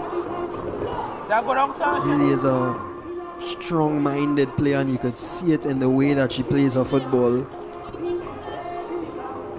And if she's able to stay fit and maintain, what a player she's going to be in the coming years. As Forbes launches it up into Mangal Singh, who again holds it up well this time. Didn't look that clean, but got the job done. And she slips in Nanton. He plays it back to Mangal Singh. Will she have a strike? Oh, and shouts of a penalty. The players didn't think to see him so, but we definitely did. The play continues, and QPCC are knocking on the door. Here's Bagan with a strike. Left-footed. Sando can respond now. Here's Maskell. That's a heavy ball, but being chased down. This is good work from Club Sando. She does get there in the end. Does a little too much though, and Chelsea Frederick deals with it. I do think QPCC should have been awarded a penalty there. Seemed like a blatant handball to me. I don't know if the rules have been revised in the last 24 hours, but I think that should be given any day, all day. Well, I'll definitely have to agree with you, but Ronnie Best, another theme, maybe not of the tournament, but definitely of the commentary, is the issue of VAR. Something you aren't very fond of, but here's another instance where it might have done some justice. Indeed. We are now singing the referee praises. You know, a bit of cussing about officiating, but well, that's part of the game, I guess. The interesting thing though is that the players didn't react, so maybe our distance could be deceiving us. I definitely thought it was a handball. But play continues and QPCC still lead 1-0. As it stands though, funnily enough, Club Sando still sit on top of Group B despite being down here. Goal difference is their savior.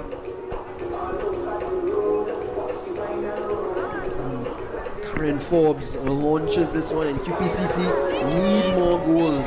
And here could be one. Well defended there by Club Sando. It was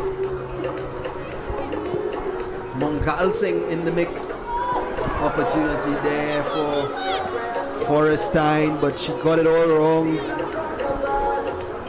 Saw the glory and went for it.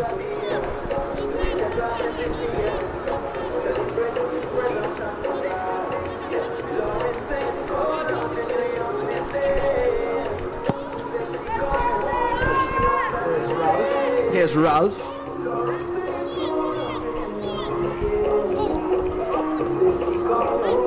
That's excellent work there from Matuk to win back the ball for a team. Nanton is charging down this left flank, but Mike was persistent. And that's excellent work there. Brilliant work. And here's Nikita Hussain. Her touch just let her down, didn't it? But she's still able to provide her teammate. Good tackle. And here's Matuk, but she's closed down quickly by Hussain again. Here's Mongal Singh, holds it up nicely. Should be a foul, isn't? UPCC have an opportunity here. Matuk is wide, but yep, offside as I suspected. She was a bit too eager. She's pleading her cause, but I think she was actually ahead of the Club Sando defense, was the substitute. You know what is commendable, and we are seeing right now, is a QPCC off the ball movement is very well, and the person who's on the ball is actually able to pick them out and pick out actually good passes. As I said, drastic difference between today and Sunday. Very noticeable, isn't it? And the score tells the story of it all. Not to say that Club Sando hasn't been good, but definitely not as electrifying as they were against the Trinidad and Tobago high performance team on Saturday. They thrashed them 4-0. But here's Paul. She looks up for options. Sees none, but she's closed down well. Matuka's been lively since coming on.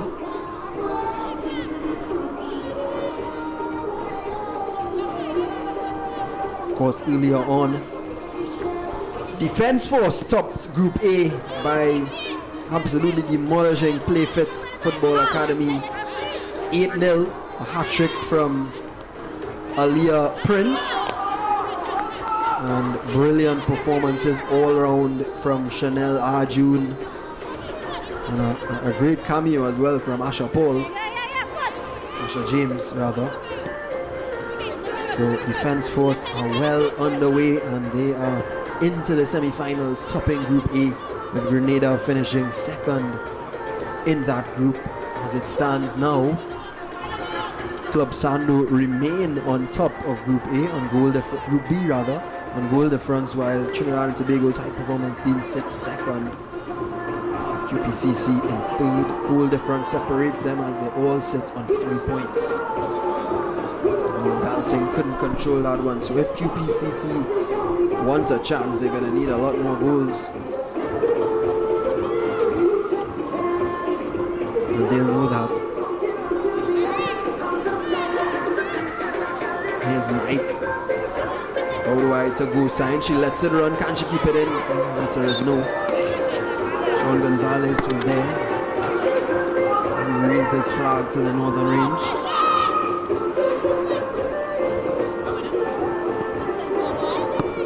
Sliced by Henry. A bit scrappy in the back there from QPCC, but eventually they get it out. And it's hacked back by Thomas.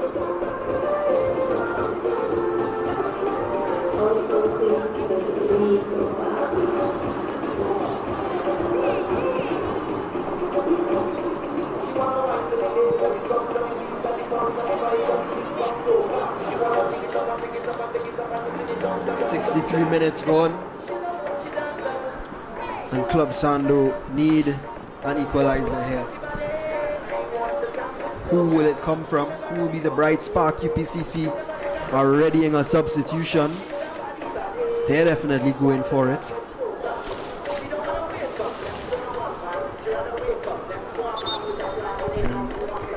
It's going to take place before the throw-in. Referee allows it. So it's actually going to be the goal scorer for QPCC coming off, Shakima Forrester, what a game she's had. As it stands, she's the game winner, and it's going to be none other than Hannah Vieira, the number 11, who runs on for QPCC as they try to increase their lead and give themselves a chance to finish in the top 2 spots to advance to the semi-finals of the 3Ws Cup. Another substitution with Queen's Park. Making her way on the field is Hannah Vieira. And coming out, here's Johnson on the ball. Miss Shamika Morrissey. That ball is cut out there by Bagan in the QPCC midfield. She's been industrious. You look at that clean sheet that QPCC now possess. And you have to call names such as Karen Forbes. She's been real solid in the back there for QPCC, leading the line, back line that is. And the finals on Friday. Paul into blue sign. Can she cook up something here for Club Sando? And she gets past Henry with ease. And she's breezing down this right wing here. Is Nikita Gosign. Can she get in a perfect cross? She cuts back. This is good skill from Gosign. Cross goes in. She's absolutely free as Maskell. Actually, it wasn't Maskell. It was Moreno, who was free as a bird. That's the first time that QPCC's defense has looked so fragile. They weren't punished. I think Moreno believes she had a bit more time to get the shot off, but she didn't know that QPCC defense was looking. Absolutely, and it swung in once again. Danger still here. Oh, couldn't take it into her stride. Here's Paul. Will she have a strike? She does. It's decent. Got the distance, but didn't get the accuracy. And well, I'm a strong advocate for it. If you have space, why not have a pop? National security and the Ministry of Youth Development and National Service.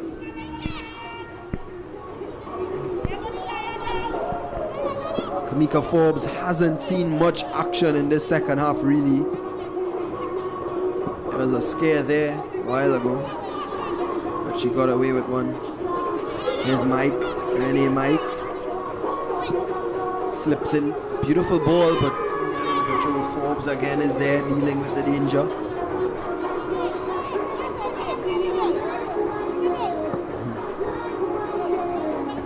Here's Mangal Singh. She pulls up the ball once again, as she's been doing all evening long. Henry plays it back into Mangal Singh, but that ball is way ahead of her. Bianca Mangal Singh. Club Sando as well, readying up some substitutions, and maybe in the next break and play they'll be introduced.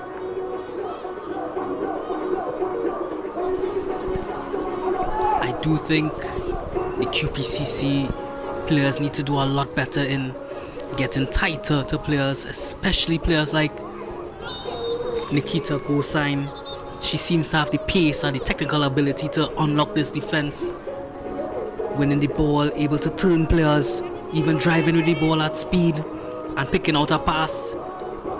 I'm very concerned for QPCC when it comes to defending her. I think a bit of fatigue is setting in QPCC's back line.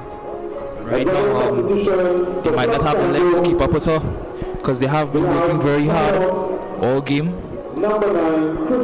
Defensively secure, but it's beginning to break down a bit. Chrissy Mitchell has made way for Colette Morgan and Renee Mike we have Laura Romain has come off for Laurel Romain. Club Sando, a double substitution in the 69th minute.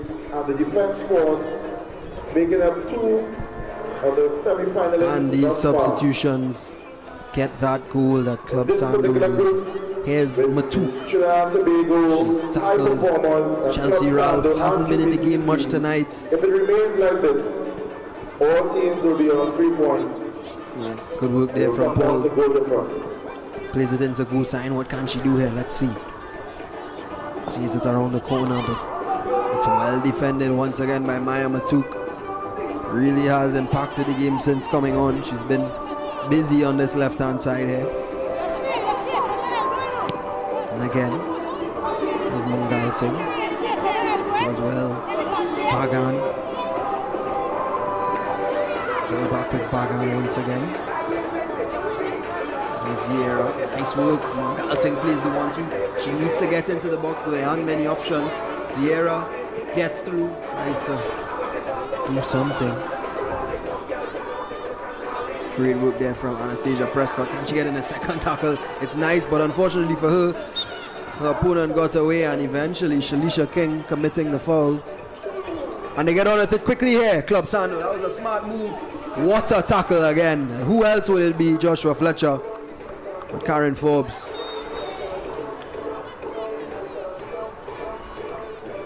And there was a foul though in the passage of play. A free kick here for Club Sando. We haven't seen any draws yet in the 3Ws Cup. Could this be one if Club Sando are able to pull back a goal? Possibly, but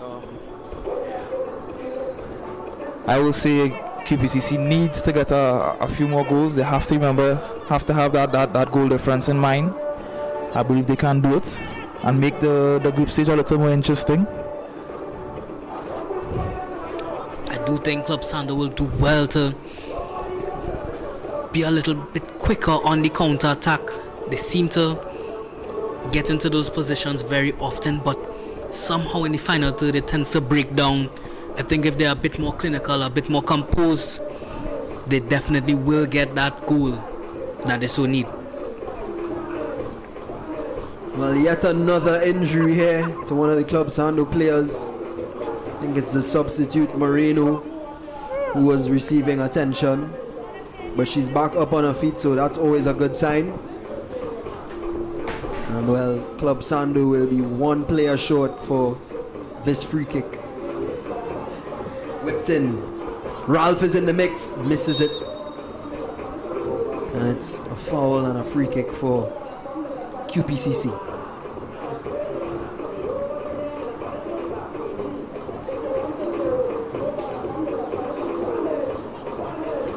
As we have about 18 minutes of normal time remaining. Kamika Forbes launches the ball into the midfield. It's intercepted by Colette Morgan. It turned out to be a pretty good pass, but Prescott was there. The ball stays in. Here's Johnson.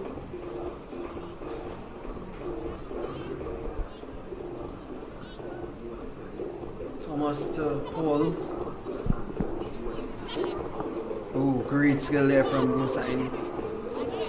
Maybe a bit unnecessary though. She tackles, but she does well to win back. Well, stop the attack for QPCC.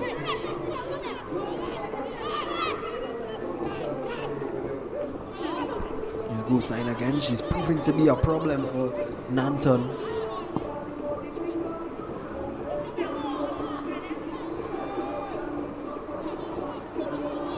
Johnson runs on to the loose ball here.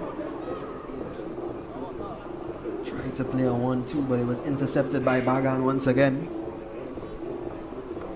Probably about her 4th or 5th for the match.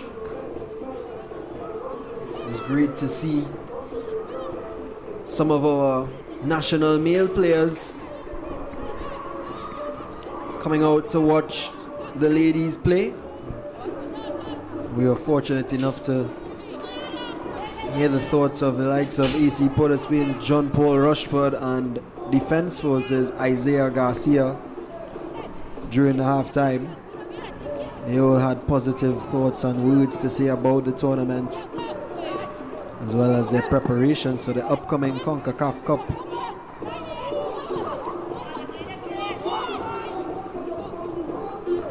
And here's Mangal Singh. Can QPCC increase their lead? Henry is driving down this left-hand side. Oh, strong tackle, but Henry is fighting. They're both fighting. Jara Thomas, who wasn't having it from Henry, and in the end she was able to draw the free kick, draw the foul. I think Henry made a tiny error. She did not seem as confident in believing that she could beat the player. She allowed the defender to set herself up, pushing her outside and forcing her wide, and it just didn't work out for her in the end. She does have some pace on her, Henry, but hasn't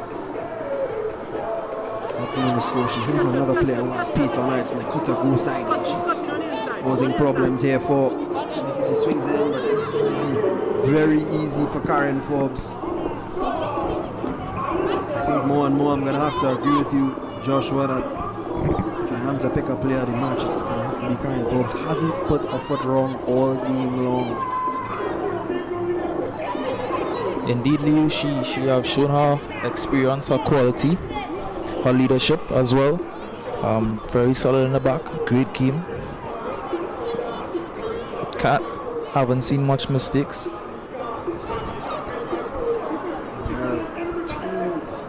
QPCC players dropped down at the same time. That's Henry and I think Shalisha King. Club Sando didn't care though, they played on, and finally the players can receive some attention as the ball goes out for a goal kick. Definitely some tired legs out there.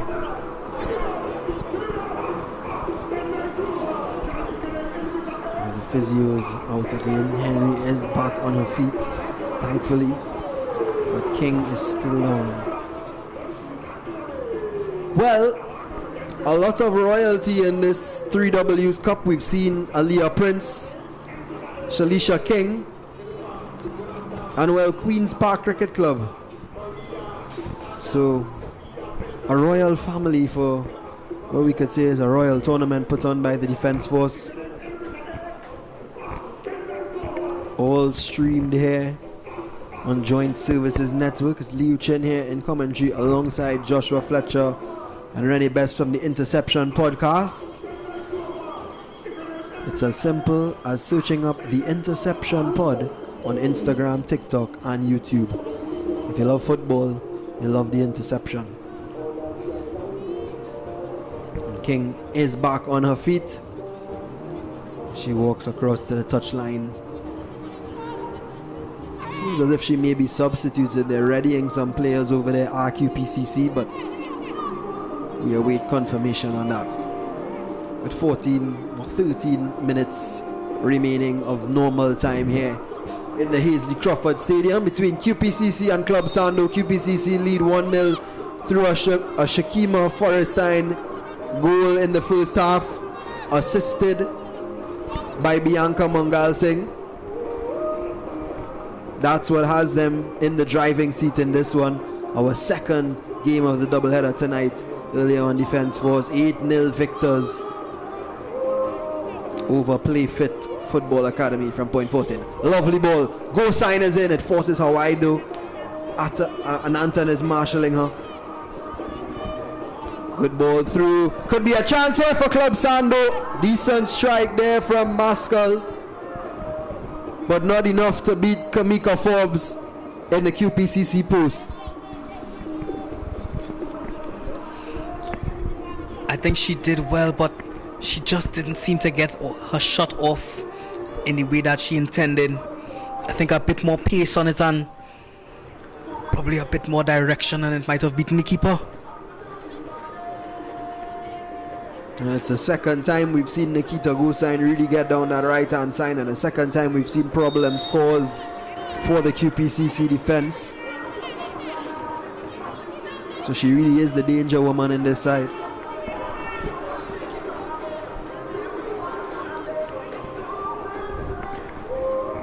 I'm seeing some subs warming up from QPCC, looking to come on. Great decision by the coach, because you can see a bit of fatigue on some of the QPCC players on the field. Just looking to secure the victory. You're absolutely right, and it's Shalisha King who comes off as we expected. She did look to have some sort of injury, and it's going to be Ashley Alonso who's going to come on for Shalisha King, who had a very good game in the midfield. And wow, Alonso sprints onto the field.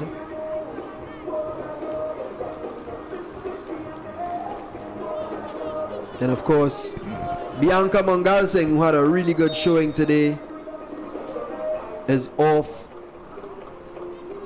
replaced by her teammate Jessica Harrigan.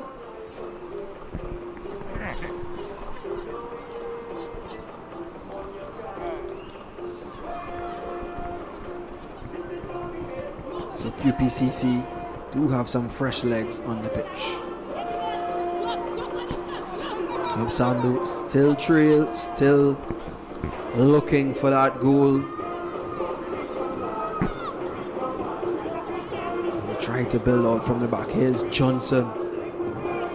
Driving through the midfield looking for goal sign. It's a decent touch. Gets through in the end. This could be problems for QPCC. It's Nikita goal sign! And you thought that if Club Sando was to find the back of the net, it would be the young lady from Pleasantville. So said, so done. And Club Sando are back in this one. Game on. Well, the goal was always coming, Liu. She did really well. She came deep. She left her wide position to come in the middle to pick up the ball. And from the time she started to drive, nobody could catch her. You could see Karen Forbes trying her best to reach back, but the pace, the precision, the power. Nikita goal sign is one to be feared on this Club Sando team. Well, she came on as a substitute in the first half for her injured teammate, and boy has she impacted this game. And well, beautiful time for her to score it, as this is going to be an exciting last 10 minutes here in the Hazy Crawford Stadium. Here's Maya Matuk trying to restore QPCC's lead. Bagan into Vieira. Quick play here from QPCC. Just before that, we had Alonso has a tough tackle there, but Club Sando come out better.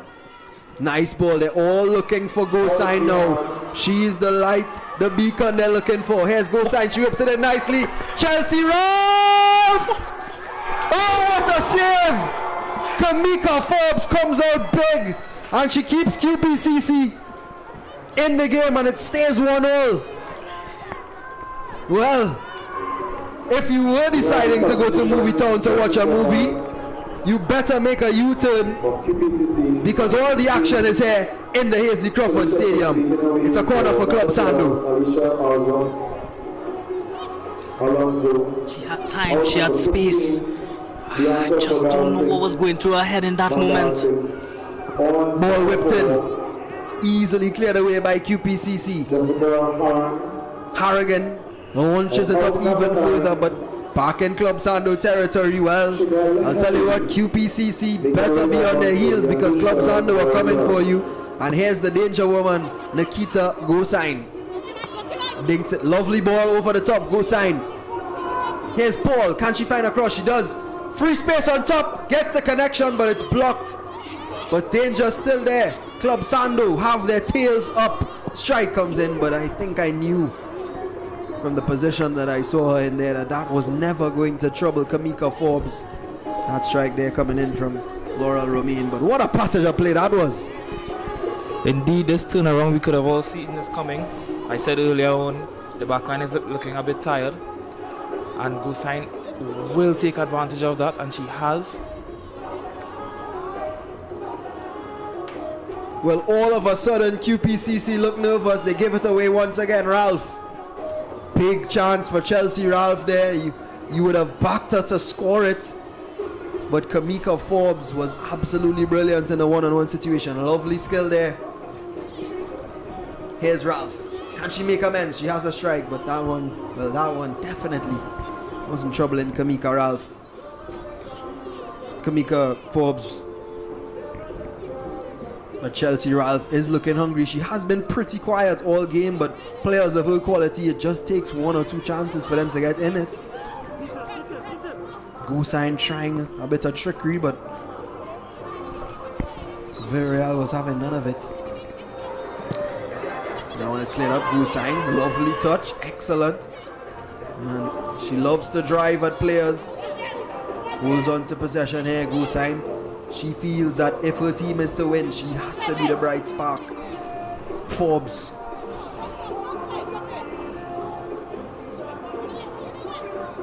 Well worked there by QPCC. That's good defending. Stolen back away by Club Sando.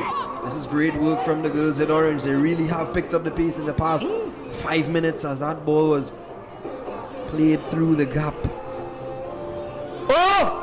Whoa, and well, I'll tell you what, Kamika Forbes was playing with her dinner and she nearly ruled it. Worked out in the end, but that was a bit of a shaky moment there for the QPCC keeper. Lovely control there from Johnson, brilliant. Oh, and she turns away even more brilliantly. But possession is given up. Ball played through. I think QPCC needs to be a bit more patient with the distribution. They were giving the ball in the middle of the park and putting on extra pressure on a already tired defense. Some lovely control there from Romain, but the pass was just ahead of Gosign, allowing Forbes to deal with it. 5 minutes remaining in this one of normal time.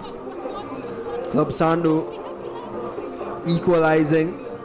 Here's Paul, she swings in a nice one. Forbes is under it though, should gather.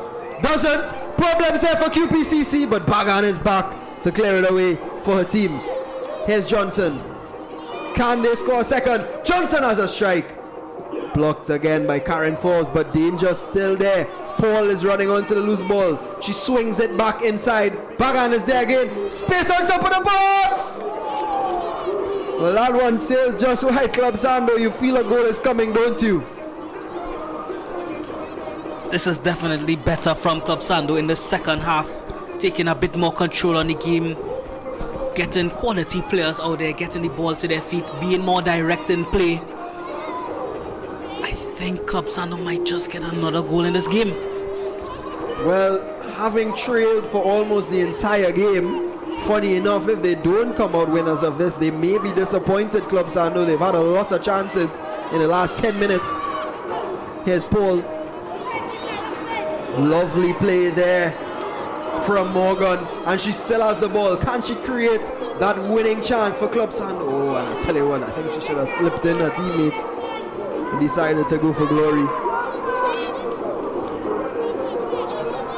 There's Forbes. Miscontrol there, allowing Johnson to get in possession. Vieira was with the sloppy play.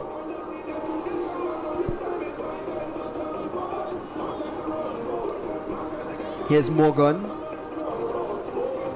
Ooh, tried to go through the legs of Harrigan, but was unsuccessful in her efforts.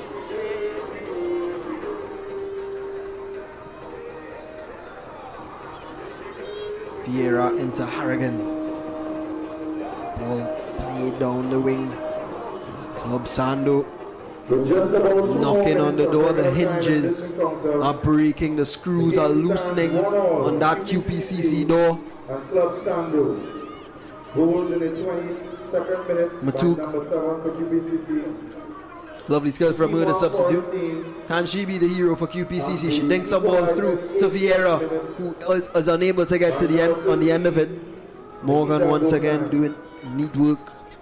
Actually, that was Romain. Here's Maskell into Paul.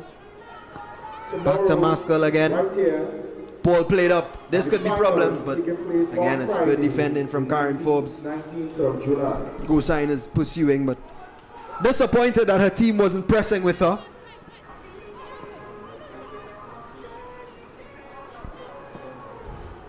It's a nice looking ball there. Club Sando, wave after wave of Club Sando attack. QPCC are watchful. Here's Chelsea Ralph. Turns nicely into the penalty area. But Vieira is back doing her defensive duties.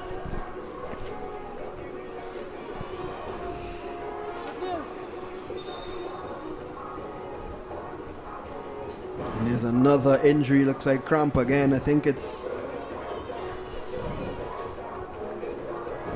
Prescott, I think. Physios again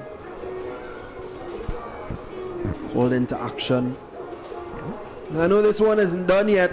We could still have a hero, but it's around these times we start to discuss the player of the match, and I'm gonna ask you guys to do the difficult task of choosing one.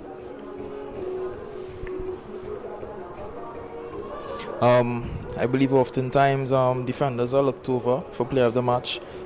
This player has showed great leadership, individual quality. Karen Forbes for me. She put in a great shift, was very solid in the back line, and had a commanding presence as well. I do have to agree with you there, Joshua. I think Karen Forbes has been brilliant this evening. Solid in the back, very controlling, very demanding in her own box. I think she herself would be proud of the performance that she put on, and even the way that she would encourage her teammates. But the game's not over yet. Well, these are the times we see magic being created in football. We've reached the 90 minutes. And how often have we seen a team steal the game away from another? Club Sando again pressing forward. That one is crossed in, but Forbes clears it out. Oh, lovely skill there. Here's Gosign fighting. Romain links, lovely ball into Maskell. Can this be the moment for Club Sando? Maskell is there. Gosign gets the ball. Can she keep possession? Does. No, she gives it away. And QPCC happy to just clear it away. But Club Sando come back again. I'm not sure if that was a strike. It probably was from Cyan Fernandez. Tried to score a goal like Bruno Fernandez there, but wasn't enough to trouble Kamika Forbes. And it's a throw in here for Club Sando. Can they clinch it? As things stand, Club Sando finish on top of the group still on 4 points. Trinidad and Tobago High Performance on 3, and QPCC will be on 1. Goal difference now goes out of the window. And it's a free kick here for QPCC. Club Sando will be pleased with this result because it does mean that they play the second place team in Group A, which is actually the Grenada national football team. And as it stands, it will be Defence Force who play against Trinidad and Tobago's national team. So can we have a final of national teams or a final of clubs? We'll find out.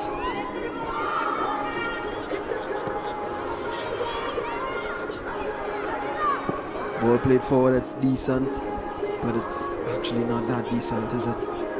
Goes out for a throw. Now on wayward from Cyan Fernandez.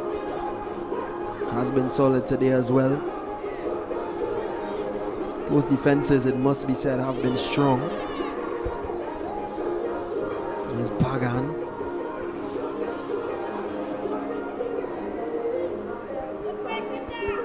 Ball launched forward here into Gosign, and it breaks for her. Can this be the moment for Club Sando? Nikita Gosign wins it! She wins it in the 94th minute! The girl from Pleasantville, well, what a pleasant surprise she's been tonight for Club Sando, and they win it 2-1, and QPCC hearts sink.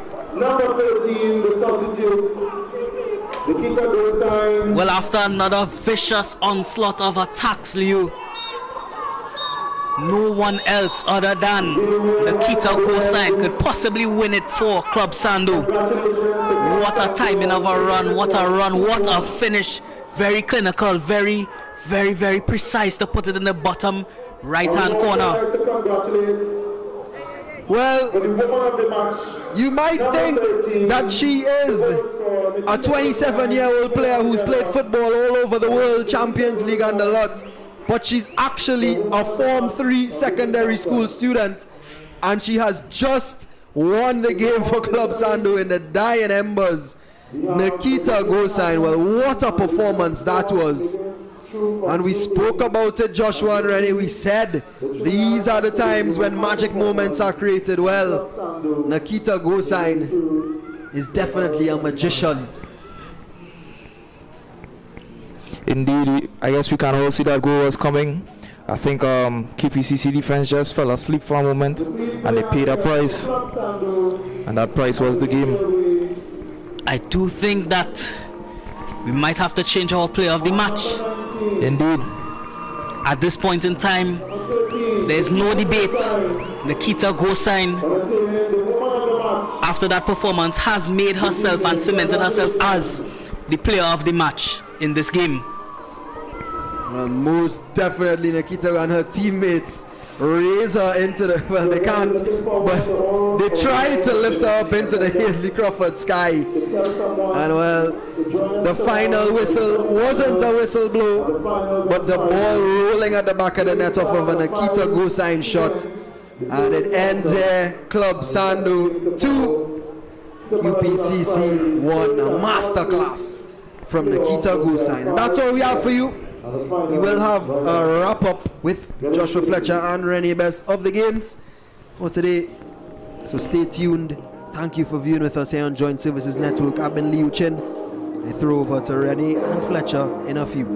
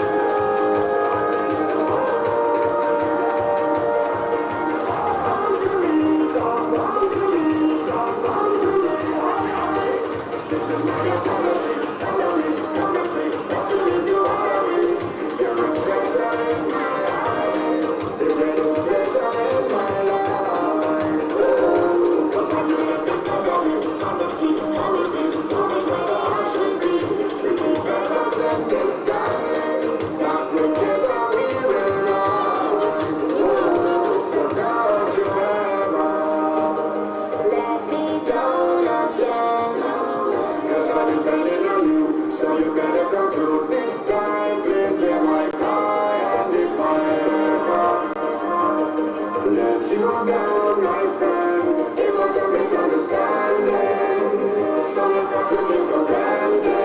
Then I promise not to